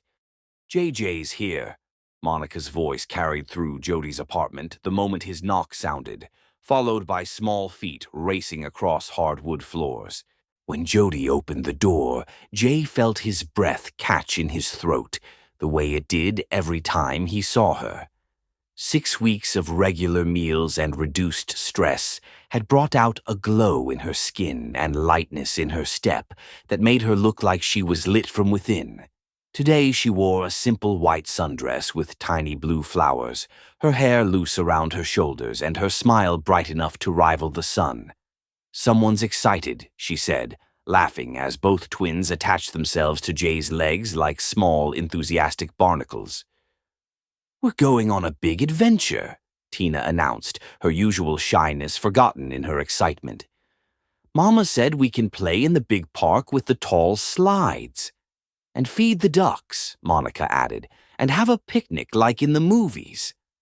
Jay's heart did something complicated and wonderful as he looked down at their upturned faces. Somewhere in the past month and a half, these little girls had become the brightest part of his week. Their unconditional affection healing parts of him he hadn't even realized were broken. "That's right," he said, hefting the picnic basket higher on his arm. "We're going to have the best adventure ever. But first, I need to see if your mama is ready to come play with us." "I'm ready," Jody said, but Jay caught the slight uncertainty in her voice. This was their first real outing beyond the neighborhood park, their first time venturing into what felt like proper date territory, even with the twins as enthusiastic chaperones. The city's main park was a 20-minute drive across town, a sprawling green space with multiple playgrounds, walking trails, and a large pond where families often brought children to feed ducks and swans.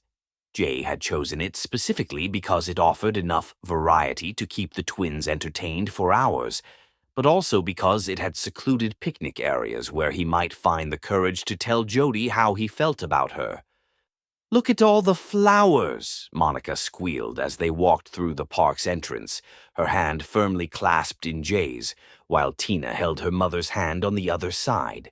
The park was in full autumn glory, maple trees painted in shades of gold and scarlet, flower beds still blooming with late-season chrysanthemums, and the kind of crisp air that made everything feel more vivid and alive. Other families were scattered across the green spaces, children running and playing while parents spread blankets and unpacked elaborate weekend feasts. "Where should we set up our picnic?" Jay asked, surveying the available spots with the strategic eye he usually reserved for business decisions. "There." Tina pointed toward a cluster of oak trees near the pond, where the shade would provide relief from the unexpectedly warm afternoon sun. Under the pretty trees, they spread the checkered blanket Jay had purchased specifically for this occasion, the twins immediately claiming corners and beginning to arrange their collection of small toys around the perimeter. Jay began unpacking the picnic with the careful attention of someone who wanted everything to be perfect, while Jody helped the girls settle in for their outdoor feast. "You really went all out," Jody said softly, watching him arrange gourmet sandwiches on actual plates instead of paper ones. "This is incredible, Jay." "I wanted it to be special," he replied, meeting her eyes with an intensity that made her cheeks flush pink. "You all deserve special." The picnic was a masterpiece of controlled chaos. The twins delighted in every part of the meal, from the fancy sandwiches to the sparkling cider that they were allowed to drink from real glasses, because this is a grown-up picnic. Jay found himself relaxing in ways he'd forgotten were possible, lying on his back on the blanket, while Monica used his chest as a table for her apple slices, and Tina braided grass into elaborate patterns beside his head. "You're different here," Jody observed, settling beside him on the blanket with her own glass of cider. "More yourself, I think."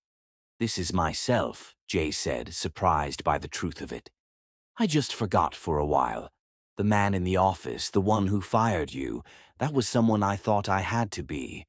But this, he gestured around them, encompassing the park, the picnic, the twins' laughter. This feels like who I actually am.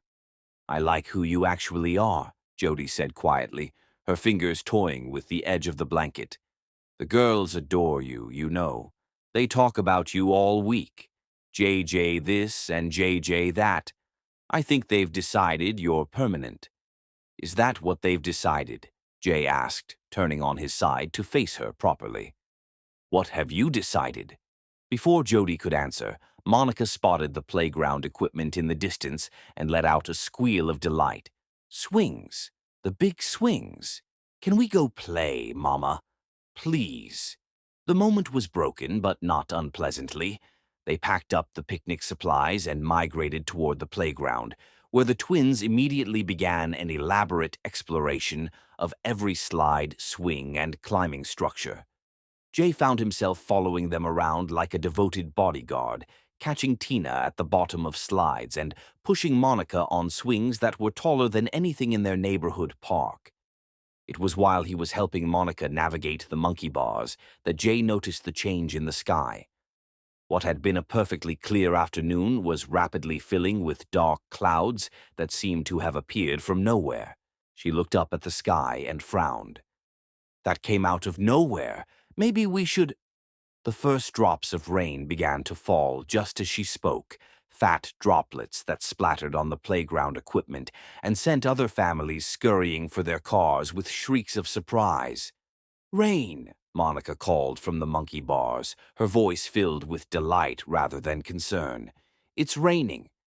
"Come on, girls," Jody called, moving toward the playground with clear intent to collect her daughters and head for shelter. "We need to get to the car before this gets worse." But the twins had different ideas.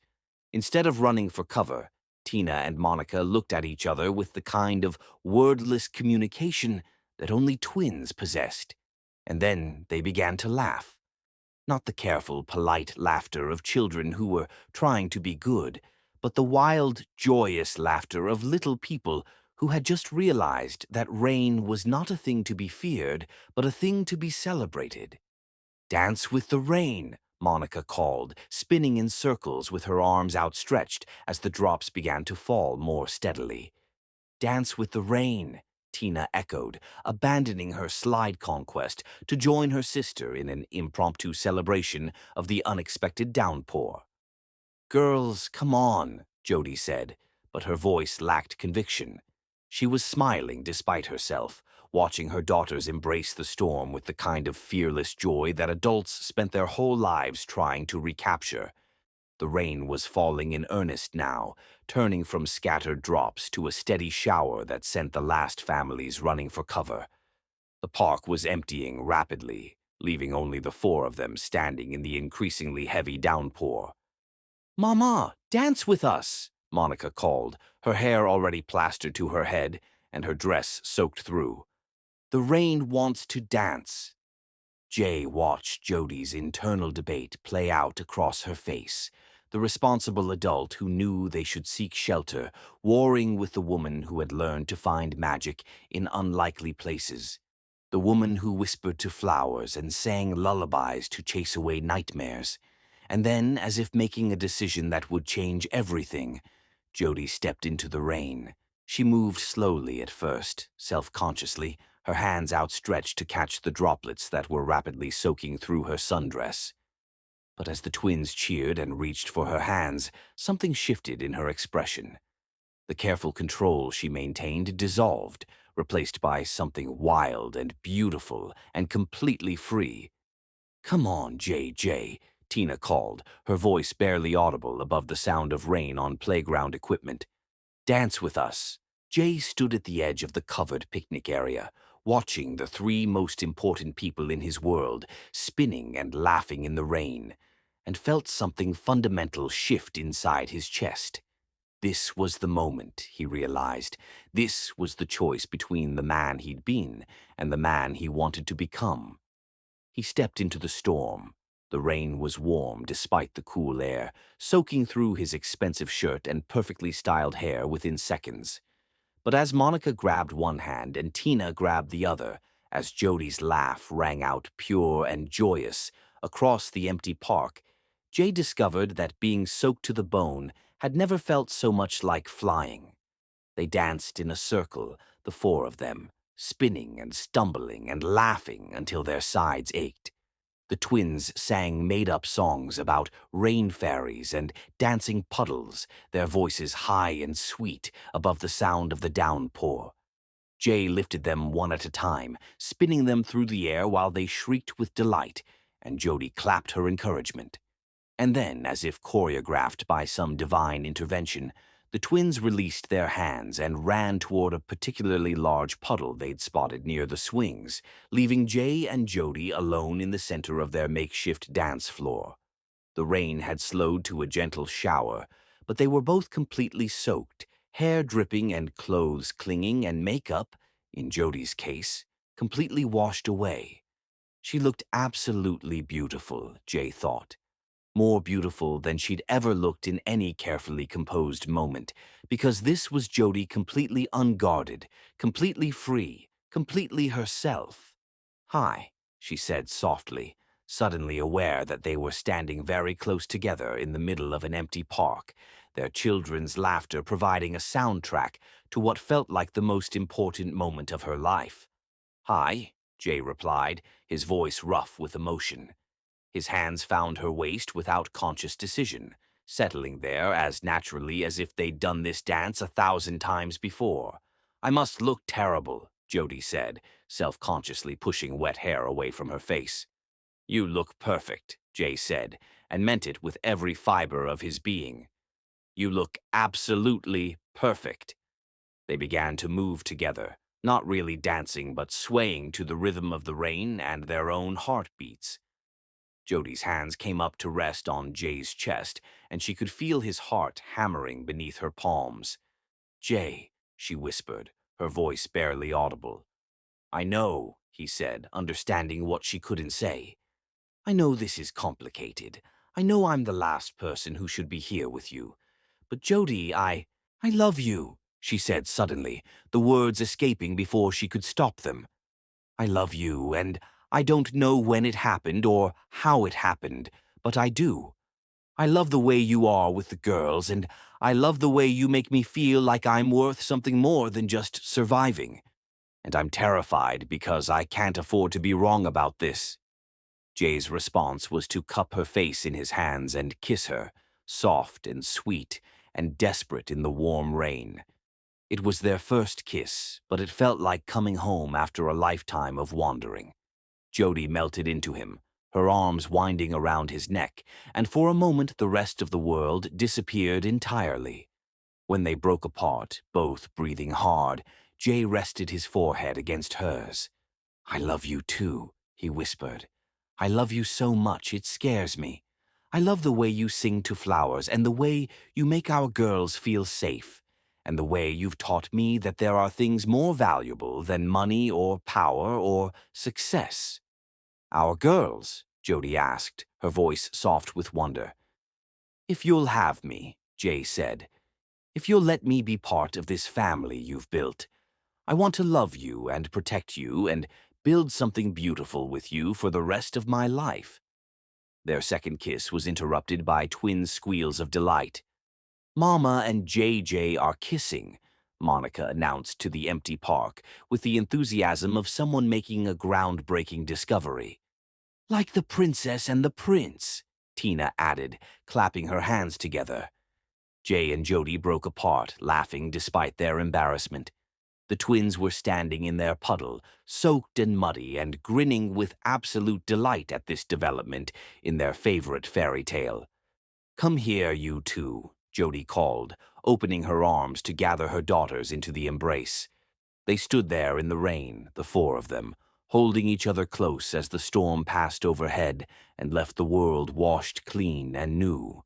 Jay had never imagined that happiness could feel like this, messy and chaotic and absolutely perfect. As they finally made their way back to the car, all of them soaked and shivering but glowing with joy, Jay realized that this was the moment his real life had begun. Everything before this, the empire building, the ruthless pursuit of success, the careful control of every emotion, had been preparation for this single, perfect, rain-soaked afternoon when he'd learned to dance. The storm had passed, but the magic it had brought would last forever. Chapter 8. The Truth in Whispered Confessions. Truth, Jay McCrary discovered, was both the heaviest burden and the greatest freedom a man could carry. And tonight, as he sat in Jody's small kitchen, watching her make tea with trembling hands, he knew the time for carrying burdens alone had finally ended. 2 weeks had passed since the rain-soaked afternoon that changed everything. 2 weeks of stolen kisses and whispered endearments. 2 weeks of learning to love while navigating the complexities of instant family. The twins had embraced their mama's new relationship with enthusiastic approval, understanding that Jay's presence meant more laughter, better bedtime stories, and endless piggyback rides. But Jay carried a secret that grew heavier with each passing day, each moment of happiness built on hidden truths. Every time Jody marveled at her good fortune, the anonymous gifts that had sustained them through the worst times, the job opportunity that had appeared just when she needed it most, Jay felt the weight of his deception like a stone in his chest. Tonight, after tucking the twins into bed with their favorite story about brave princesses and magical gardens, Jay had lingered instead of returning to his penthouse. Something in Jody's expression told him she sensed his restlessness, the way he'd been struggling to meet her eyes.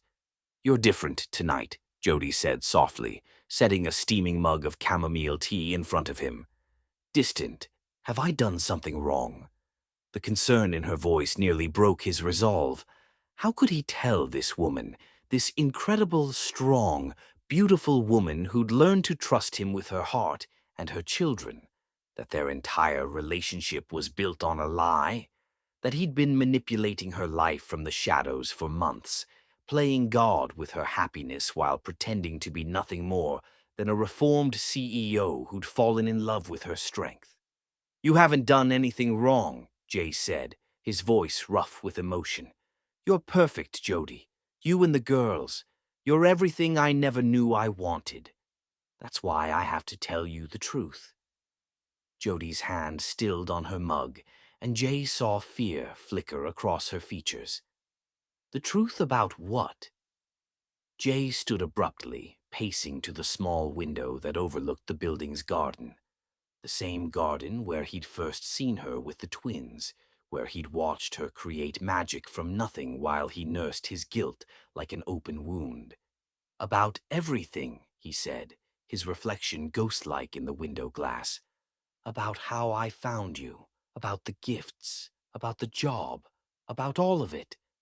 Jay, you're scaring me." Jody's voice was barely a whisper, and when he turned back to face her, he saw her arms wrapped around herself as if she was trying to hold her world together through sheer force of will. "The night I fired you," Jay began, his voice careful and measured, as if he was delivering a business presentation instead of confessing to the woman he loved. "I couldn't stop thinking about what you'd said, about your daughters depending on you, about not having anywhere else to go." He moved back to the table, sitting across from her so she could see his face, so she would know that every word was true. "I felt guilty," he continued. "More than guilty. I felt like I'd just destroyed something precious without understanding what it was. So I followed you home." Jody's eyes widened, but she didn't speak. Jay could see her processing this information, trying to reconcile the man she'd fallen in love with and the stranger who'd apparently been stalking her. "I watched you with Tina and Monica in the garden," Jay said, his voice growing softer with the memory.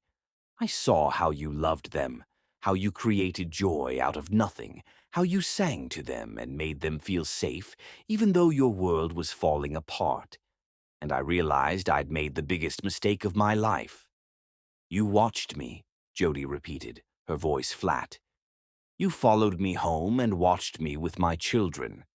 "I know how it sounds," Jay said quickly. I know it sounds like I'm some kind of predator or stalker, but it wasn't like that. I was drowning in guilt, Jody. I destroyed your life based on assumptions and prejudices, and I couldn't live with what I'd done. Jody stood abruptly, pacing toward the kitchen as if she needed physical distance to process what he was telling her. So you decided to play God with our lives? Is that what you're saying? The groceries, Jay said, forcing himself to continue despite the horror in her voice. The clothes for the girls, the toys, the money, all of it came from me. I couldn't undo what I'd done, but I thought maybe I could help without you knowing. The silence that followed was deafening. Jay watched Jody's face cycle through emotions, shock, betrayal, hurt, and finally, a cold fury that reminded him uncomfortably of his own expression the morning he'd fired her. The job, she said, her voice dangerously quiet. My interview, the nonprofit that offered me exactly what I needed when I needed it most. That was you too, wasn't it? Jay nodded, unable to trust his voice. How much? Jody asked. How much of my life have you been controlling? How much of our happiness is real, and how much is just another one of your charitable donations? The feelings are real, Jay said desperately, standing and moving toward her. Everything between us, everything with the girls. That's all real, Jody. I can't fake the way Monica falls asleep on my chest during movie nights, or the way Tina asks me to check for monsters under her bed. I can't fake loving you so much that it feels like breathing, but you can fake everything else, apparently. Jody's voice was cold, but Jay could see tears gathering in her eyes. You can manipulate my entire existence and then sit here telling me bedtime stories and kissing me goodnight like you're not secretly pulling all the strings. I stopped, Jay said, desperation creeping into his voice. Months ago, I stopped the anonymous gifts. Once I got to know you, once I realized what I was feeling for you, I couldn't keep lying. But you did keep lying, Jody pointed out, her arms crossed tightly over her chest. Every day for months, you've been lying to me. Every time I thanked God for the mysterious benefactor who saved us, every time I marveled at how lucky we'd been, you just sat there and let me believe in fairy tales. Jay felt his world cracking apart, just like Jody's had that terrible morning in the conference room. But unlike that day, he deserved this devastation. He'd earned every bit of the pain in her voice, every tear that was now flowing freely down her cheeks. I know I don't deserve your forgiveness, he said quietly. I know I've violated your trust in the worst possible way. But Jody, please believe me when I say that everything I feel for you is real. The man who fell in love with you and the girls, that's who I really am. Not the CEO who fired you, not the manipulator who tried to control your life from the shadows. Is it? Jody asked, her voice breaking. Because I don't know anymore. I don't know what's real and what's just another performance. Did you plan this too? Did you orchestrate falling in love with me as part of some elaborate guilt management strategy? No, Jay said fiercely. That was the one thing I never planned. Loving you, needing you, wanting to build a life with you and the girls, that caught me completely off guard. That's why I had to tell you the truth. Because I can't build something real on a foundation of lies. Jody sank into one of the kitchen chairs, her head in her hands. I trusted you, she whispered. I let you into our lives, into my daughters' hearts. I thought maybe we'd finally caught a break. I thought maybe the universe was trying to make up for David leaving us. The mention of her ex-husband's name hit Jay like a physical blow. Jody, I'm not David. I'm not going to abandon you. I made mistakes, terrible, unforgivable mistakes, but I'm here trying to make them right. Are you? Jody looked up at him with eyes that were red from crying, but blazing with an anger that reminded him why he'd fallen in love with her strength. Or are you just trying to manage the situation, clean up another mess that might affect your reputation? This has nothing to do with my reputation, Jay said, sitting across from her again. This has to do with the fact that I love you so much it terrifies me. This has to do with the fact that for the first time in my life, I found something more important than success or money or power. You and Tina and Monica, you're my whole world now. But we're a world you built, Jody said bitterly. Our stability, our happiness, even our ability to trust in the future. It's all artificial. It's all dependent on your continued charity and manipulation. No, Jay said firmly. You built this world, Jody. You created a home filled with love from nothing but determination and hope. You raised two incredible daughters who see magic everywhere they look. You turned a tiny apartment into a palace of happiness. All I did was remove some of the obstacles that were making it harder for you to survive. Some of the obstacles? Jody's laugh was sharp and bitter. Jay, you were the biggest obstacle. You fired me, remember? You put those obstacles there in the first place. The truth of that statement hit Jay like a sledgehammer. She was right.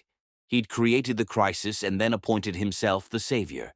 He'd destroyed her life and then rebuilt it according to his own vision of what she needed. You're right, he said quietly. I created the problem I was trying to solve. I hurt you and then convinced myself I was helping by trying to fix what I'd broken. But Jody, the feelings are still real. What we have together is based on a lie, Jody interrupted. How am I supposed to trust anything you say now? How am I supposed to know if you really love me, or if you're just trying to assuage your guilt by playing house with the family you destroyed? Jay felt tears burning behind his eyes, tears he hadn't shed since he was a child. Because I'm telling you now, he said desperately, because I'm risking losing everything that matters to me by telling you the truth. If this was just about guilt management, I would have kept my mouth shut and let you go on believing in anonymous benefactors and lucky breaks. But you didn't, Jody pointed out. You told me because the guilt was eating you alive, not because you suddenly developed a conscience about lying to me. She was right again, and Jay knew it. He'd confessed because carrying the secret had become unbearable, not because he'd reached some moral epiphany about honesty in relationships. I need you to leave, Jody said suddenly, her voice steady despite the tears still flowing down her cheeks. I need time to think about all of this. I need to figure out what's real and what's not. Jody, please. The girls are asleep, she said, standing and moving toward the door. I don't want them to wake up and see us like this. I don't want them to know that their world might be falling apart again. Jay stood slowly, his heart breaking with each step toward the door. Can I still see them? I know I don't have any right to ask, but they mean everything to me. I don't know, Jody said honestly. I need to protect them, Jay. They've already lost one father figure. I can't let them get more attached if you're just going to disappear when the guilt finally fades. I'm not going to disappear, Jay said fiercely. Whatever happens between us, I will never abandon those girls. They're my daughters now in every way that matters. Are they? Jody asked, her hand on the doorknob. Or are they just another obligation you've taken on to balance the scales of your conscience? Jay didn't have an answer for that, not one that would satisfy either of them. So he left, walking out into the night with the taste of rain and tears in his mouth, wondering if he'd just lost the only thing that had ever made him truly happy. Behind him, Jody closed the door and slid down it to sit on the floor, finally allowing herself to cry for the fairy tale that had turned out to be just another carefully constructed lie. But in her heart, beneath the anger and betrayal and overwhelming hurt, a small voice whispered that maybe, just maybe, some lies were told out of love rather than malice. And maybe, if she was very brave and very careful, there might still be a way to build something real from the ashes of what they'd lost. The truth was out now, ugly and complicated and painful.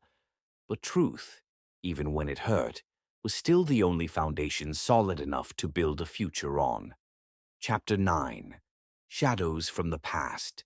Some ghosts refuse to stay buried, and some shadows from the past arrive at exactly the moment when you think you've finally found the light. Jay McCrary had been living in purgatory for 2 weeks. 2 weeks since Jody had asked him to leave. 2 weeks since he'd confessed his deception. 2 weeks of sleepless nights and endless days without the sound of Tina and Monica's laughter or the warmth of Jody's smile. He'd thrown himself into work with desperate intensity, but merger documents and quarterly reports felt like meaningless distractions from what truly mattered. Every morning he drove past the diner where Jody had started working again. She turned down the nonprofit position after learning of his involvement, determined to rebuild their lives without any trace of his influence.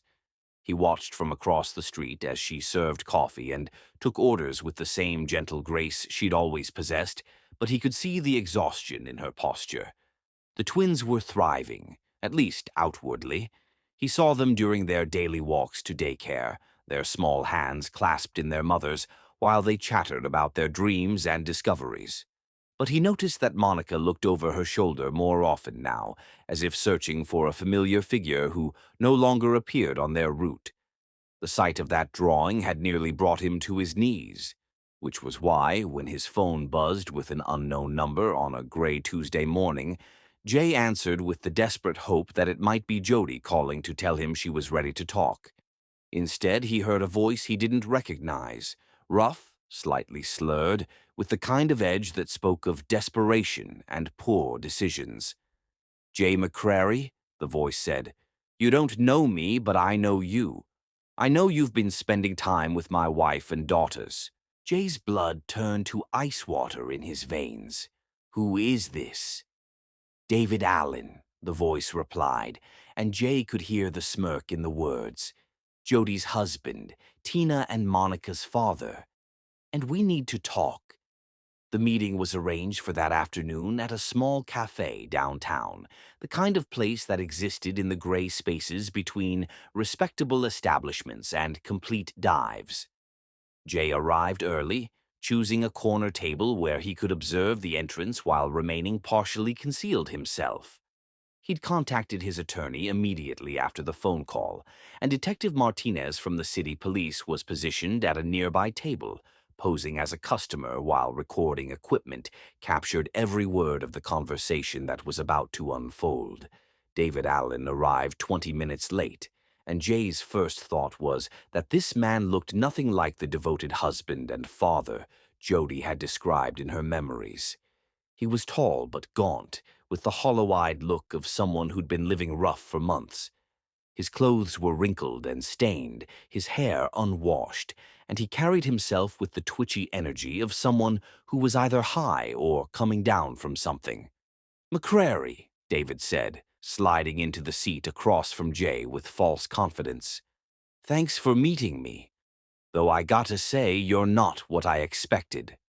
"What did you expect?" Jay asked, his voice carefully neutral while his hands clenched into fists beneath the table.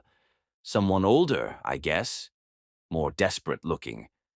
But I can see why Jody went for you. All that money and power probably made her feel real secure." David's smile was ugly, predatory. Until now, anyway. "What do you want, Allen?" David leaned back in his chair, studying Jay with the calculating gaze of a con artist sizing up his mark. "I want what's mine. My wife, my daughters, my family. But I'm willing to be reasonable about it." "Your family?" Jay's voice was dangerously quiet. "The family you abandoned 8 months ago? The family you left with nothing but debt and broken promises?" "Temporary separation," David said dismissively. "I had some business to take care of, some debts to settle. But I'm back now and I want my girls." "Where have you been?" David's expression flickered with something that might have been shame before hardening again. "That's not your concern. What is your concern is that I'm their legal father and Jody is still my legal wife. I can take them away from here any time I want." Jay felt rage building in his chest like a tide of molten steel, but he forced himself to remain calm. "Is that a threat?" It's a fact, David replied. But like I said, I'm willing to be reasonable. I know you've got feelings for them, and I know you've got deep pockets. So here's the deal, $50,000 and I disappear forever. I sign whatever papers you want, give up all my parental rights, let you play daddy to my kids without any interference. $50,000, Jay repeated, his voice flat. That's right. Cash, unmarked bills, whatever makes you feel like you're in some kind of movie. In exchange, you get a clear field with Jody and the girls. No messy custody battles, no surprise visits from the real father. Just you and your perfect little ready-made family. Jay studied David's face, noting the slight tremor in his hands, the way his eyes kept darting toward the door, the desperation that leaked through his bravado like water through a cracked dam. "What happens if I refuse?" Jay asked. David's smile turned cold. "Then I exercise my legal rights as a husband and father. I take my family back, and you go back to your empty penthouse and your meaningless business deals. And trust me, McCrary, I may not have your money, but I know how to make people's lives very complicated." "You'd hurt them," Jay said, not asking but stating a fact. "You'd hurt Jody and the twins just to get money from me." "I do what I have to do," David replied. "Those girls are my daughters, and Jody is my wife. If she's moved on with some rich boy toy, well, that's something we'll have to work through together. As a family." The threat was clear, and Jay felt something cold and deadly settle in his chest. This man, this pathetic excuse for a human being, was threatening the safety and happiness of the three people Jay loved more than his own life. "I need time to think about it," Jay said carefully. 24 hours, David said, standing abruptly. "I'll call you tomorrow with instructions for the drop. And McCrary, don't even think about involving the police or trying to be clever. I've got nothing left to lose, which makes me very dangerous to the people you care about."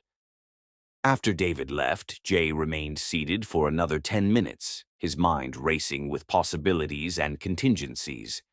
Detective Martinez approached his table, sliding into the seat David had vacated. "We got everything," Martinez said quietly.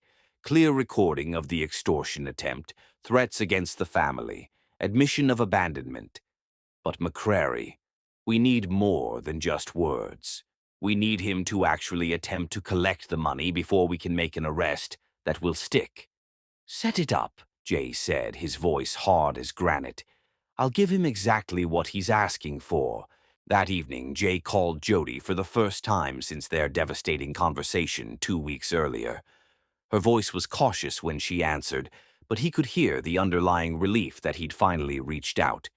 "Jay, is everything okay?" "We need to talk," he said. "In person. It's about David." The silence on the other end of the line stretched so long that Jay wondered if she'd hung up. Finally, she spoke, her voice barely a whisper. "David? What about David? He's back, Jody. And he's dangerous." They met at a coffee shop near Jody's apartment, a neutral location where she felt safe, and Jay could explain the situation without the emotional baggage of their personal history overwhelming the conversation. Jody looked exhausted, Jay noticed. The past 2 weeks had taken their toll on her, just as much as they had on him. "He called you?" she asked after Jay had explained the encounter, her face pale with shock and fear. "He wants money in exchange for disappearing forever," Jay said. $50,000 to sign away his parental rights and leave you alone." "Oh, God," Jody whispered, her hands shaking as she lifted her coffee cup. I hoped he was gone for good. I thought maybe he'd gotten himself killed with whatever criminal nonsense he was involved in." "Criminal nonsense?" Jody's laugh was bitter. "You really want to know the truth about my marriage, Jay? David was never the devoted husband I made him out to be. He was involved with some very bad people, drugs and gambling and God knows what else. He'd disappear for days at a time, come home high or drunk, or beaten up by whoever he owed money to. I told myself it was temporary, that he'd get clean and become the father Tina and Monica deserved. But he didn't. He got worse. And when the twins were born, when I needed him most, he was either gone completely or so messed up he was more of a danger than a help. The morning he left for good, I found out he'd emptied our savings account to pay gambling debts. Every penny we'd saved for the girls' future, gone. Jay felt pieces of the puzzle clicking into place. That's why you never talked about him at work, why you seemed so relieved when I asked about being a single mother. Because I was relieved, Jody admitted. Scared out of my mind about money and the future, but relieved that my daughters wouldn't have to watch their father destroy himself anymore. And now he's back, and he wants to use them as leverage for more money. He's not going to get a penny from me, Jay said fiercely. And he's never going to hurt you or the girls again. I promise you that.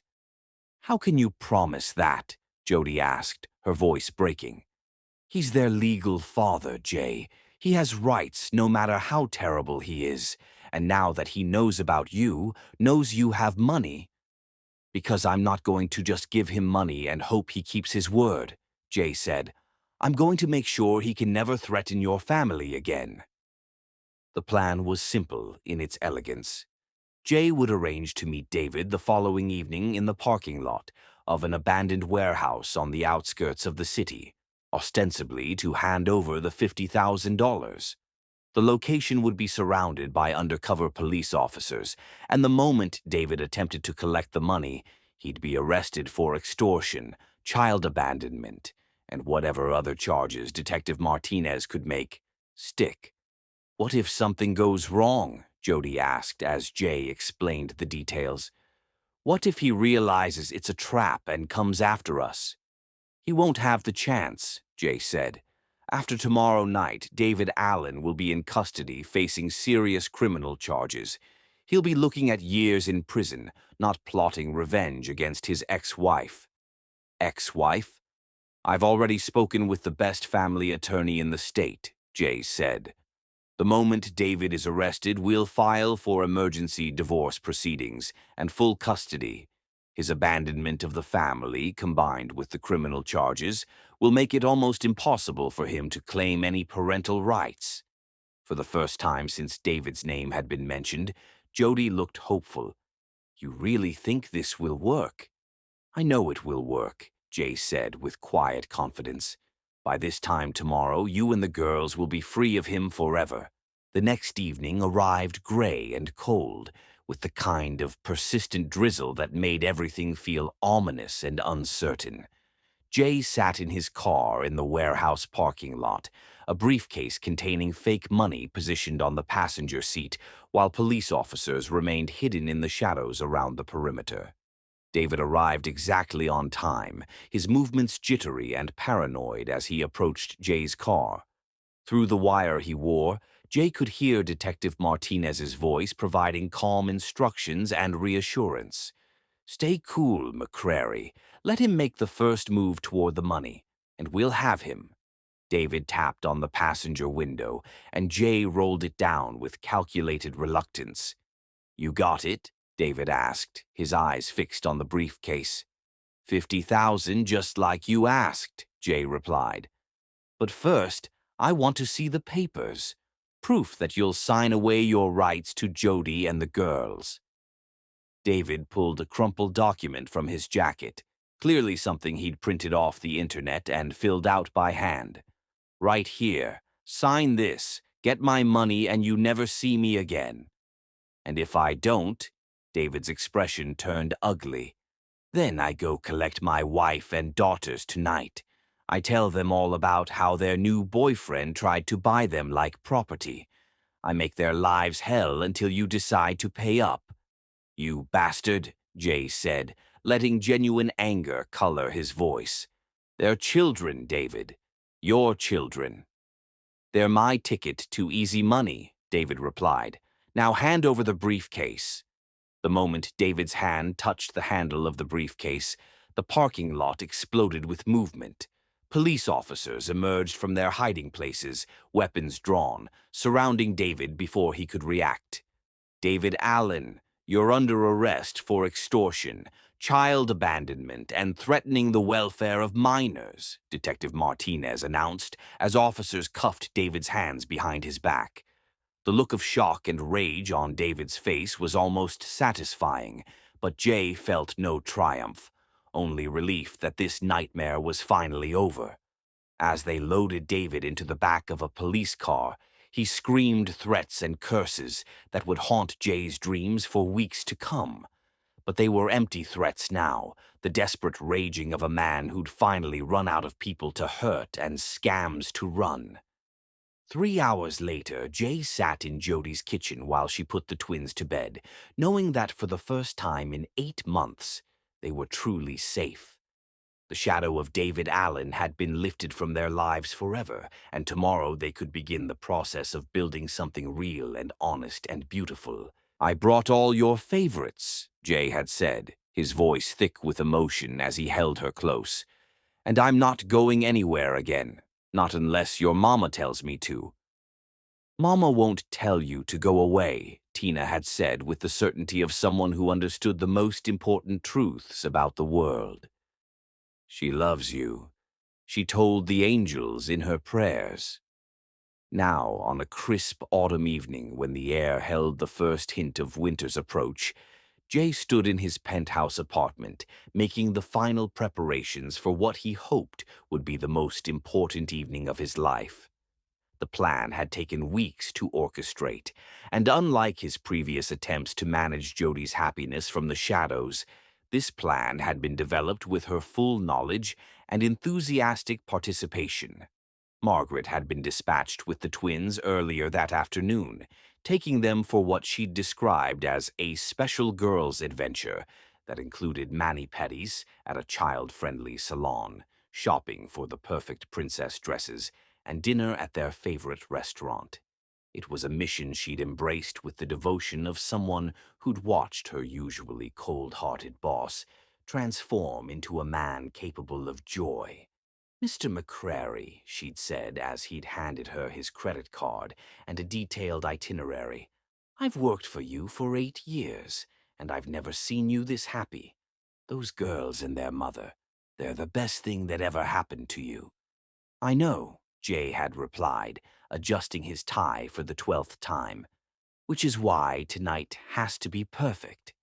The apartment had been transformed into something from a fairy tale. Professional lighting designers had strung thousands of tiny white lights across the ceiling, creating the illusion of a starlit sky. Rose petals had been scattered across the floor in patterns that led from the entrance to the center of the living room, where a circle of candles waited to be lit. Soft jazz music played from hidden speakers, the same Duke Ellington album that had been playing the night they danced in Jody's tiny kitchen. The ring sat in its velvet box on the coffee table, a brilliant solitaire diamond surrounded by smaller stones that sparkled like captured starlight.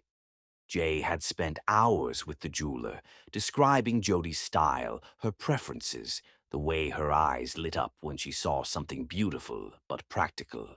At exactly 7 o'clock, the elevator chimed, and Jay's heart began hammering against his ribs with the force of a man about to jump from a perfectly functional airplane. The doors opened to reveal Jody, and Jay felt his breath catch in his throat the way it did every time he saw her.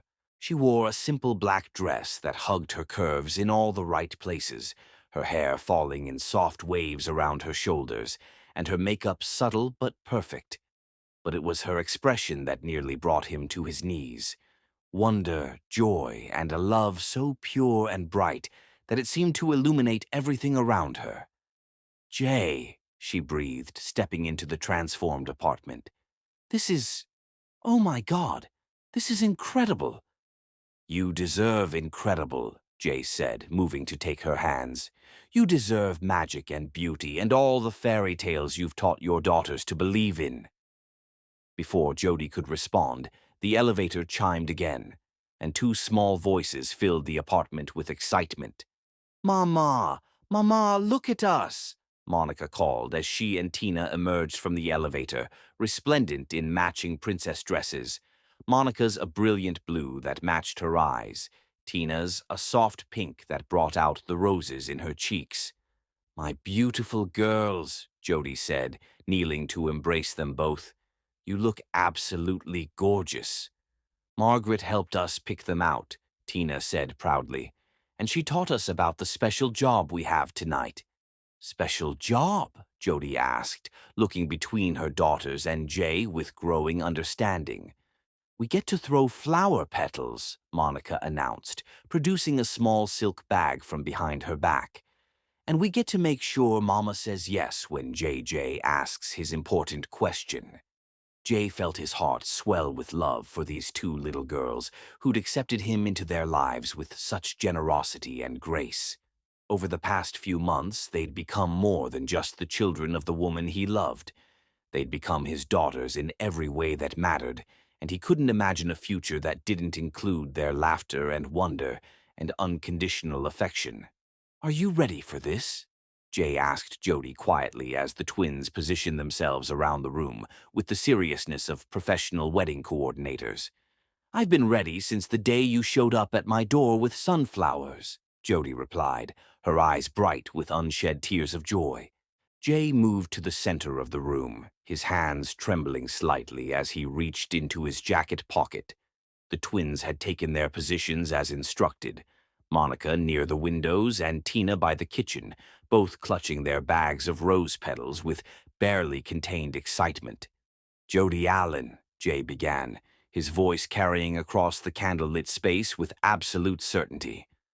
"3 months ago, I was a man who measured success by the height of his office and the coldness of his heart. I thought I had everything I needed, everything that mattered." He dropped to one knee in the center of the fairy light constellation, pulling the ring box from his pocket as the twins began scattering rose petals in the air with delighted giggles. "But you taught me that I had nothing," Jay continued, his eyes never leaving Jody's face. "You taught me the difference between building an empire and building a home. You showed me what it means to love someone so completely that their happiness becomes more important than your own survival." Tears were flowing freely down Jody's cheeks now, but she was smiling with the kind of radiant joy that seemed to fill the entire apartment with warmth. "You and Tina and Monica saved me," Jay said, opening the ring box to reveal the diamond that caught the fairy lights and threw them back in brilliant sparkles. "You saved me from a life of emptiness and showed me what it means to be part of a family. You taught me that some fairy tales are real and that the best ones begin not with once upon a time, but with from this day forward." "Jay," Jody whispered, her hands pressed to her heart. "I love you," Jay said, his voice breaking with emotion. "I love your strength and your kindness and the way you find magic in the most ordinary moments. I love the way you sing to flowers and dance in the rain and make our daughters feel like the most precious treasures in the universe. I love the woman you are, and I love the family we've become together." He held up the ring, its facets catching the light from thousands of fairy bulbs above them. "Jody Allen, will you marry me? Will you let me spend the rest of my life loving you and Tina and Monica? Will you help me build something beautiful and real and lasting from everything we've learned about trust and forgiveness and the courage it takes to choose love over fear?" "Yes," Jody said, her voice ringing clear and strong across the candlelit space. "Yes, yes, 1,000 times yes." The twins erupted in cheers, throwing their remaining flower petals high into the air as Jay slipped the ring onto Jody's finger and rose to kiss her with all the passion and promise and overwhelming gratitude that filled his heart to bursting. "We're really getting married?" Monica asked, bouncing on her toes with excitement. "We're really becoming a family," Jay confirmed, lifting her into his arms while Tina attached herself to his leg with typical enthusiasm. "Can we call you Daddy Jay now?" Tina asked, her voice soft with hope and wonder. Jay's answer was lost in the emotion that threatened to overwhelm him entirely. He knelt down to gather both girls into his arms, holding them close as Jody joined their group embrace. "You can call me whatever feels right to you," he said finally. "But I hope you know that whether you call me JJ or Daddy J or just Dad, I will love you both for the rest of my life. I will protect you and support you and be there for every scraped knee and bad dream and important milestone from now until forever." "Forever and ever?" Monica asked with the seriousness of someone negotiating the most important contract of her young life. "Forever and ever," Jay promised. As they stood together in the center of their fairy tale apartment, surrounded by candlelight and flower petals and the promise of all the tomorrows they would share, Jay realized that this was what success really looked like. Not the cold achievements of his corporate empire, but the warm chaos of family life. Not the isolation of power, but the beautiful mess of toys and laughter and bedtime stories and Sunday morning pancakes. "I love you, Mrs. McCrary-to-be," Jay whispered against Jody's ear as the twins began planning their wedding with elaborate enthusiasm. "I love you too, Mr. Soon-to-be Daddy," Jody replied, her ring catching the light as she traced the line of his jaw with gentle fingers. Outside the windows, the city stretched away in all directions, full of other people living other lives and pursuing other dreams. But inside their circle of light and love and promise, Jay and Jody and Tina and Monica had found something more valuable than all the wealth and power in the world. They had found each other, and they had found home, and they had learned that the very best fairy tales were the ones you wrote yourself, one day at a time, with love and patience and the courage to believe that happily ever after was not just possible, but inevitable for those brave enough to reach for it. The woman who whispered to flowers had taught the powerful CEO how to listen, and together they had created a love story worthy of all the dreams they would pass on to their daughters. A story that began with heartbreak and grew into joy, that started with deception and blossomed into truth, that transformed a broken family into something whole and beautiful and eternal. And as the fairy lights twinkled overhead like earthbound stars, as the twins giggled and planned and filled the apartment with boundless joy, as Jody's ring caught the light and threw it back in brilliant promises, Jay knew that this was only the beginning of their greatest adventure yet.